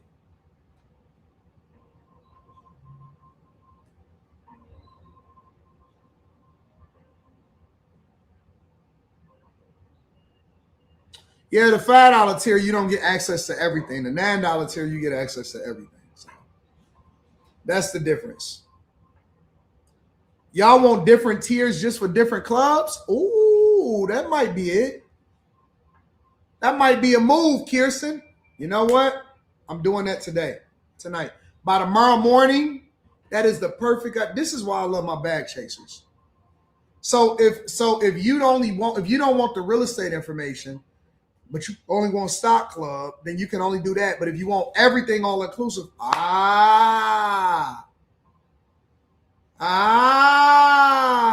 out to the $9 boys. Whoever got in on that, they grandfathered in forever. Shout out to Kirsten. This is why I love my chasers. This is why I love my chasers. I got you, Kirsten. So the VIP, you saying, Rhonda, needs to be for everything. Look at Jay Flame. VIP is for everything. Let me work this out. I'm going to get into the next article. VIP is for everything. That's all inclusive. And then you separate the rest of it if you want an a la carte. If you got the $9 boy, then you grandfathered in all the way.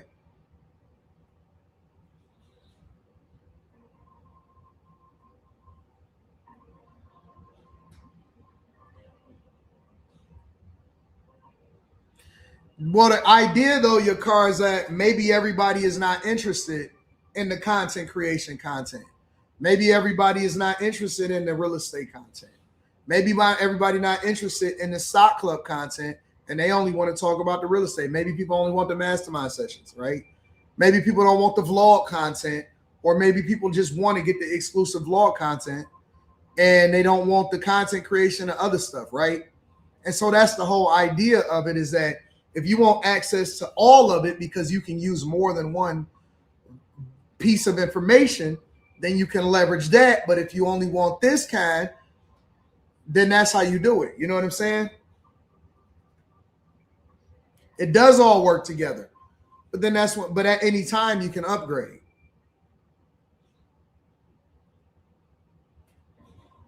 Yeah, the $9 people got blessed. When is the last time that I did the $9 tier? Somebody in the chat before we go over to the next thing. When is the last time I did the $9 tier?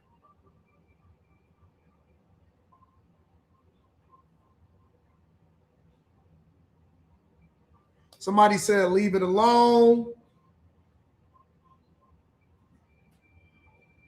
I don't remember the last time. I usually only do it once a year. August 2025, December. It wasn't 5 years ago. I'm not doing it. I'm not doing it, Fi Brown. I just wanted to know when the last time I did it. Honestly, y'all getting millions of dollars worth of information for nothing. So shout out to the $9 boys. Running it up, taking advantage of the game.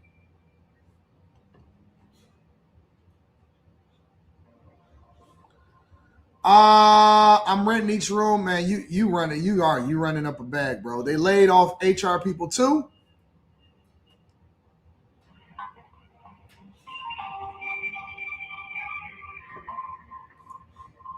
Apparently, H2.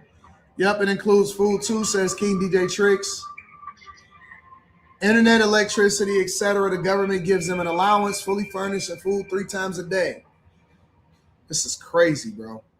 So how do you do the food part? How do you give them food?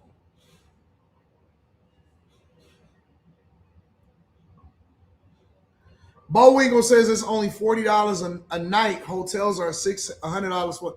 Look at y'all trying to justify y'all craziness. Did you see Stephen A. Smith give you your flowers yesterday? I did, and I appreciated them. I showed him love, JP, in the beginning of the show. All right, let me see what else we want to talk about. I kind of want to talk about AI data centers.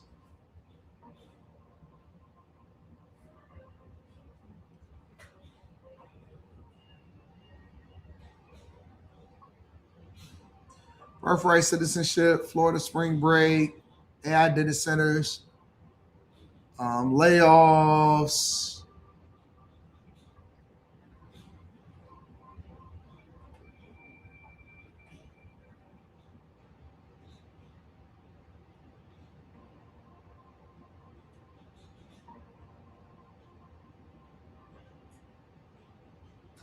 To ensure a high-paying job might be an outdated idea.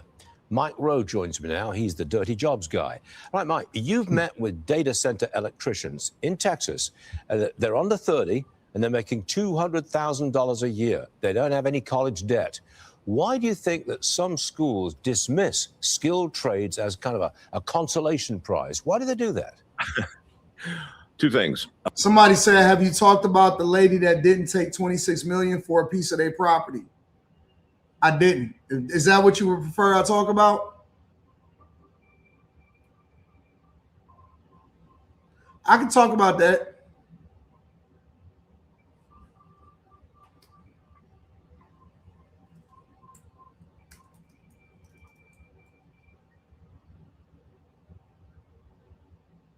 We have got to the point where literally anybody can build a fully working app without knowing how to.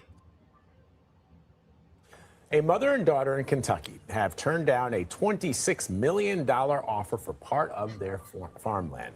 CBS News' Jared Otacher met with this family and asked them why they said no to this massive amount of money. This is the land in rural Kentucky that Delcia and her mother Ida turned down $26 million Need a windscreen. for. When you hear all of that noise and stuff like that, a lot of times they don't have a windscreen on their microphone. Said my land is not for sale. I never had a for sale sign on my land. I never wanted to sell my land. Never even dreamed of thinking about selling my land. And it's priceless. It's easy to say no to $26 million whenever it really doesn't buy anything that you need. Once this land is gone, there wouldn't be anything else I'd really want. And what do they say? A lot of people can't fathom that. A lot of people couldn't fathom that. Hey man, I'm not turning down 26 million. I'm not turning down 50 million. Anton, you shouldn't turn down money. You should get sponsorships, go and get this money, whatever, so on and so forth. Bro,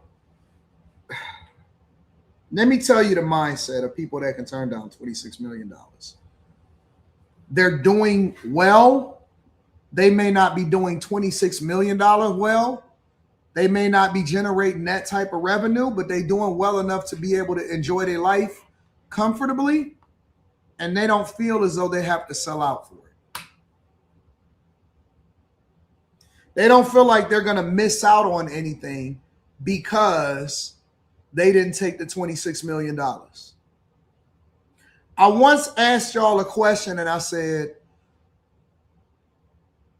what can you buy for $1 billion that you can't buy with $100 million? And I know I'm using extreme examples, but it was considering what I was saying, because I was saying that I would probably never, ever become a billionaire because I promised that I give most of it away and help people and help my people, right? But I said, what do you buy with $1 billion that you can't buy with $100 million? What type of life can you live with $1 billion that you can't live with $100 million? And now let me be clear. I'm not saying that billionaires should have to give away their money or they should be overtaxed. That's not what I'm saying.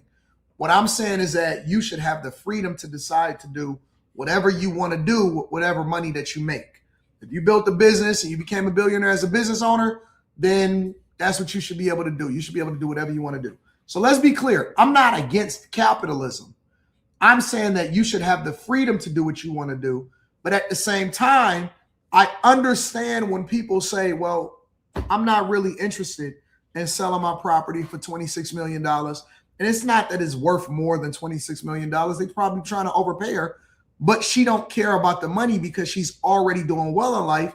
And there's nothing else that she wants outside of what it is that she has already been able to acquire. You see what I'm saying? Like, everybody doesn't do everything just for money. For some people, making an X amount of dollars is enough. All right, let me frame it to y'all in the chat. I want y'all to participate in this one. How much money do you have to make per year? This is a personal question for you. Please don't do something crazy or out of control, right? Just give me a real number for you. Think about it for a second before you answer, and then give me your answer. What is the number that you have to make per year to have everything that you feel like you need, to pay for everything that you feel like you want? And again, this is annually. This is not a one-time number. This is annually. This is every year you're going to make this number, let's say for the next 30, 40, 50 years, right? How much money do you need to make per year to be fully comfortable, fully happy, and can live your life in bliss? Let me go down the line and see what y'all talking about. 150,000, 50,000, 200,000. Somebody said in Cali. It don't matter. Whatever you want your life to look like. If you want to live in Cali, you can live in Cali. If you want to stay in New York, you can stay in New York. If you want to stay in the Midwest, go to. It's according to what you feel like would make you truly happy per year, annually. Not a lump sum, annually. 120, 150, 300, 140. John Teal, your car says $2.5 million per year. 90,000, 250, 250, 400, 150, 268K per year, net 150. That means that after taxes, after expenses, net 150. 250 is your goal. 180, 500. I'd be good with that and invest the rest. 250, 175, 120K. And you at 90, 150. King T says he needs to make $1 million per year in order to be sufficiently happy and can fulfill all of his needs. 100,000, 250, 100, 300, 300, 300. Honestly, I think anything over 100,000 should be great. $500,000 a year, says Brandon. 150 says Boss. Zeroids 275, barely. 125 to 175 says OG. 120 for comfort. 168, 250, 300K after taxes. 120, 300K, 1.5 million per year, says Ike Cop. 100, 250, 250, 800. You need to make $26 million a year per year. Per year. Okay. 1 million a year, 800, 300, 500, 200, 450, 150, 150, 110, 150, 300 to 500, 300K. Personally, 80 to 90, 250, 150, 275, 200, 150, 150, $3 million a year. And of course, we got the contrarian for the sake of being contrarians. Mike Green says, anyone answering that is a sucker. All right, I see y'all. I see y'all. So it ranges. Everybody got a different number and everybody got a different range. Hubby and you are living comfortably on 300K. All right, I like that. I like that. 7K, 750K net. Yeah, he is a lame. I agree. Lame. All right, well, thank y'all for y'all feedback. Okay, now considering that, right? Y'all said anything from 100, let's just say 100 to 1.5, 2.5. I think you Carl said 2.5 a year, right? To be comfortable, meaning that you know you're gonna make this money every single year. There's gonna be no gap, and you can do everything you want to do and be comfortable for the rest of the year. Cool, I'm with it. And that's according to your lifestyle. It could be because this is the type of car you want, or this is the type of home you want to live in, or this is the area you want to be in, or maybe you want to travel, or maybe you like to go out to eat. So there is no wrong answer. All right. There is no wrong answer. It's according to what you believe that your lifestyle needs in order to sustain itself when you are in a super good space, right? So I'm with it. So if they say, all right, well, listen, I'm not interested in taking $26 million a year, perhaps they are already generating and making whatever it is that they want to generate and make. Got him, coach says, Anton, would you take $5 million cash right now or wait 5 years for $1 billion cash? I'd take the billion. I'll take about time. Why wouldn't I wait 5 years for $1 billion? That's an easy answer. I'm already good. I'm not under duress. So why wouldn't I wait? You know what kind of return that is? Who wouldn't wait 5 years? Who would wait 5 years for a B? I don't even think that's a hard question. Let me get back into the story, and then I'm going to come back and give y'all my perspective. Told me it wasn't a difficult decision, and it's one they'd make again, because this property isn't just property. It's a home, and it's a lifestyle of farming that's been passed down in generations and generations of their family. Oh, it's all the time when we had parties. We fixed that back there for the grandkids to have, cookouts. Just ever Christmases and everything we needed, it was usually right here. They were offered tens of thousands of dollars per acre, as were a few of their neighbors, so that an unnamed company could build a 2,000+ acre data center. It would be the biggest project in the state. Most of the people I've been around, please don't let us down, please. Our land won't, our businesses will be destroyed here. Our homes will be no value to them left. Please don't let this happen to our county. A community group called We Are Mason County is suing to try and slow down the process and learn who the organization is, the company is, behind the project. I cannot get enough of these ladies. They're so great. And Jared Ochacha joins us now. There are a few stories that kind of are refreshing in a way that people will act in ways that you don't expect. $26 million. Were they offered that for all of their land or just part of it? Because they could have kept some of the land probably. Right. So between Delcia and Ida, the mother and daughter, they own around 600 acres. And with more of their family, it's over 1,000. So they were offered this money for part of their land. And as you heard, they said no. So tell us about this 1,000 acres that was filed by the community groups to slow this development. So there's a citizen community group called We Are Mason County. And just this week, they filed this lawsuit. And 30 minutes ago, the leader of the group sent me a copy of the complaint. And basically what they're arguing is that nowhere in the county zoning ordinance does it say anything about data centers. So they're arguing that if this were to go through, if the construction were to go through, it would be an illegal construction project. Wow. And their goal here is to square that out and also to slow this process down and figure out who this anonymous builder is behind it. I mean, if it's a data center, my mind is going to all of the Silicon Valley companies that we know. Yeah, and they're using shell companies in order to hide who's the person that's purchasing the land. So, I don't see no problem with it. They saying that they want to actually protect where they live in Kentucky, and they don't want data centers on their land.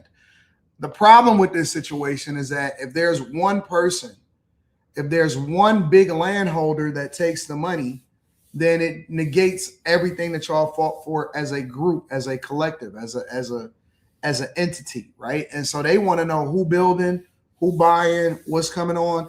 $26 million don't mean nothing to the data center, to the company that's building a data center, because they spending billions and billions of dollars, and they can always raise more capital, because it's most of the time it's publicly traded companies. So that don't mean nothing to them, right? They pay that out in bonuses. CEOs get that in bonuses. So they're not tripping off of the money. They want the land, they want the access, and they want to be able to build the data center. I don't have no problem with what they're saying. I'm 100% with them. They shouldn't have to sell if they don't want to sell. And I think that they should stand 10 toes down if that's what means it to them. A lot of people are having problems with data centers. Us in Michigan, we having problems with data centers because it's a lot of people that's against it. They saying that it actually messes up the land. It takes up too much water. They don't want data centers in their land. They've started to study how it's affected other cities. I know Memphis is basically selling out, and they giving all of their land over into Elon Musk and AI and all of that stuff. And so they saying that they don't want data centers, but the people don't have a choice. And so they then get affected by what their local politicians are doing as far as selling the land out for cheap, and it don't even generate that many jobs for the people that's inside of the, in the area. Home to more than 50,000 people, South Haven, Mississippi is a quiet suburb. That is, residents say, until Elon Musk's AI power plant came to town. For months now, this is the sound communities near the plant hear. All day and night. It sounds like jets are taking off, and they never take off. Coming from dozens of methane turbines sent to power Elon Musk's AI data center. That's the power plant, and we're getting a decibel reading here in the low 60s. That's about as loud as a dishwasher running 24/7, just steps from that house. When I was a little girl, the garden was right over there. Crystal Polk's family has lived here for generations, before Black people were even allowed to own property. What has life been like for you since the turbines came to town? Excruciating. The noise is constant. It never ends. This is the noise level that we are experiencing at 9 o'clock at night. Sometimes it's very, very, very loud, with loud screeching and railing, like rails are hitting up against each other. That's just unbearable. And it's not just a concern over noise, but air pollution too. Nonprofit newsroom Floodlight published this thermal drone footage, which they say shows the gas burning at the facility. The Environmental Protection Agency has said gas turbines are a major source of hazardous air pollutants, including formaldehyde and other probable human carcinogens. I have severe asthma, and sometimes I can smell the pollution in the air, and I don't want to be exposed to that and cause more damage to myself. The Mississippi Department of Environmental Quality telling NBC News right now they've confirmed the facility is utilizing efficient air pollution control technology to minimize emission, despite operating without an air permit for months, which the department said wasn't required for the initial temporary turbines. It's sold out. We don't really know how bad this pollutant is right now. I bet you the politicians got their palms greased, that, they just sold out. That's really what it comes down to. They sold out.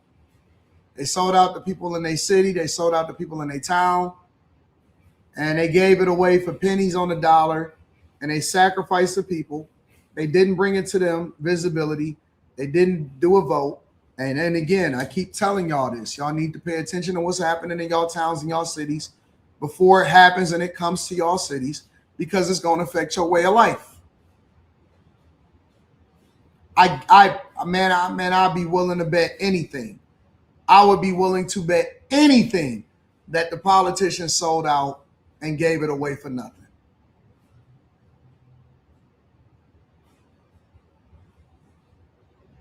They're not building it where nobody is affecting it, far away from everything. They building it right in people's backyards. Jason Haley has doubts. Do you worry it could be bad? Yes, I do. You shouldn't put this right next to people's neighborhoods. He co-founded the Safe and Sound Coalition, a group trying to stop those turbines from becoming permanent. It's March 5th at 12:10 a.m. That's crazy. He says people like this officer come by every few hours to take decibel readings, but that the readings don't tell the whole story. We took a decibel reading down at the park, and it was like in the 50s, 60s, which is equivalent to the hum of a dishwasher, which might not sound like much to people. I've heard the comparison to this isn't much louder than my dishwasher or my vacuum cleaner. It's louder than that. Well, you don't run that 24/7. XAI did not respond to NBC News' request for comment about the Mississippi plant and residents' concerns. South Haven's mayor called the noise a legitimate concern and says XAI installed a $7 million sound wall and is considering more mitigation. He also emphasized the economic impact.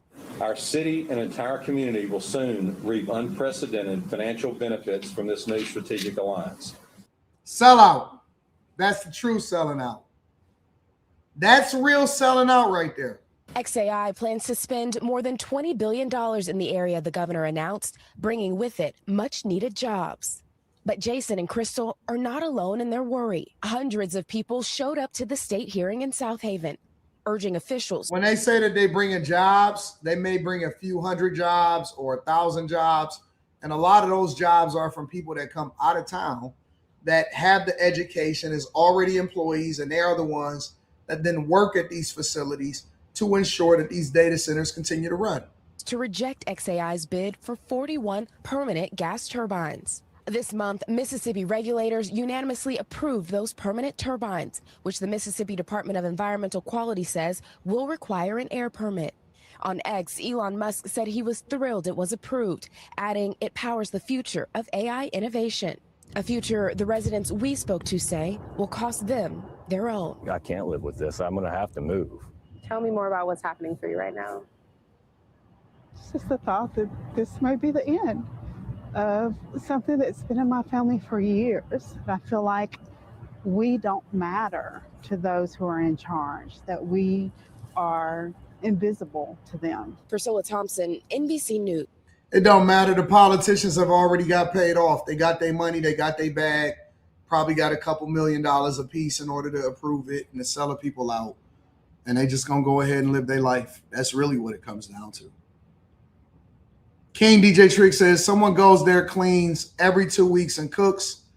I get food from what they call a cash and carry store, and they eat whatever they want, but a cook comes to give dinner.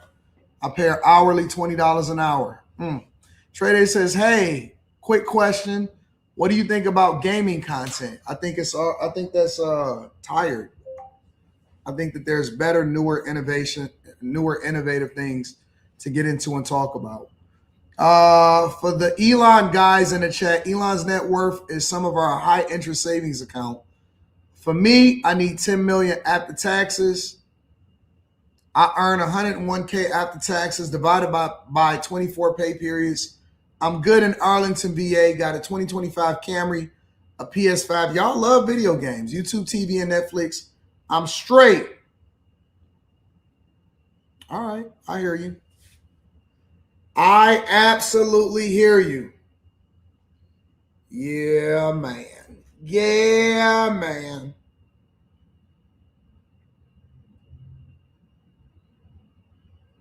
Great show tonight. Relationship Wednesday's popping off tonight, too. All right. I ain't got time for video games like that either, bro. I don't know how y'all able to pull it off. Anyways, I love y'all. I appreciate y'all. Again, make sure y'all tap into the Patreon. Link is in the description. Teach Henley. 40% off the first order, 20% off of life. I love y'all. I appreciate y'all. Thank y'all for saying great show.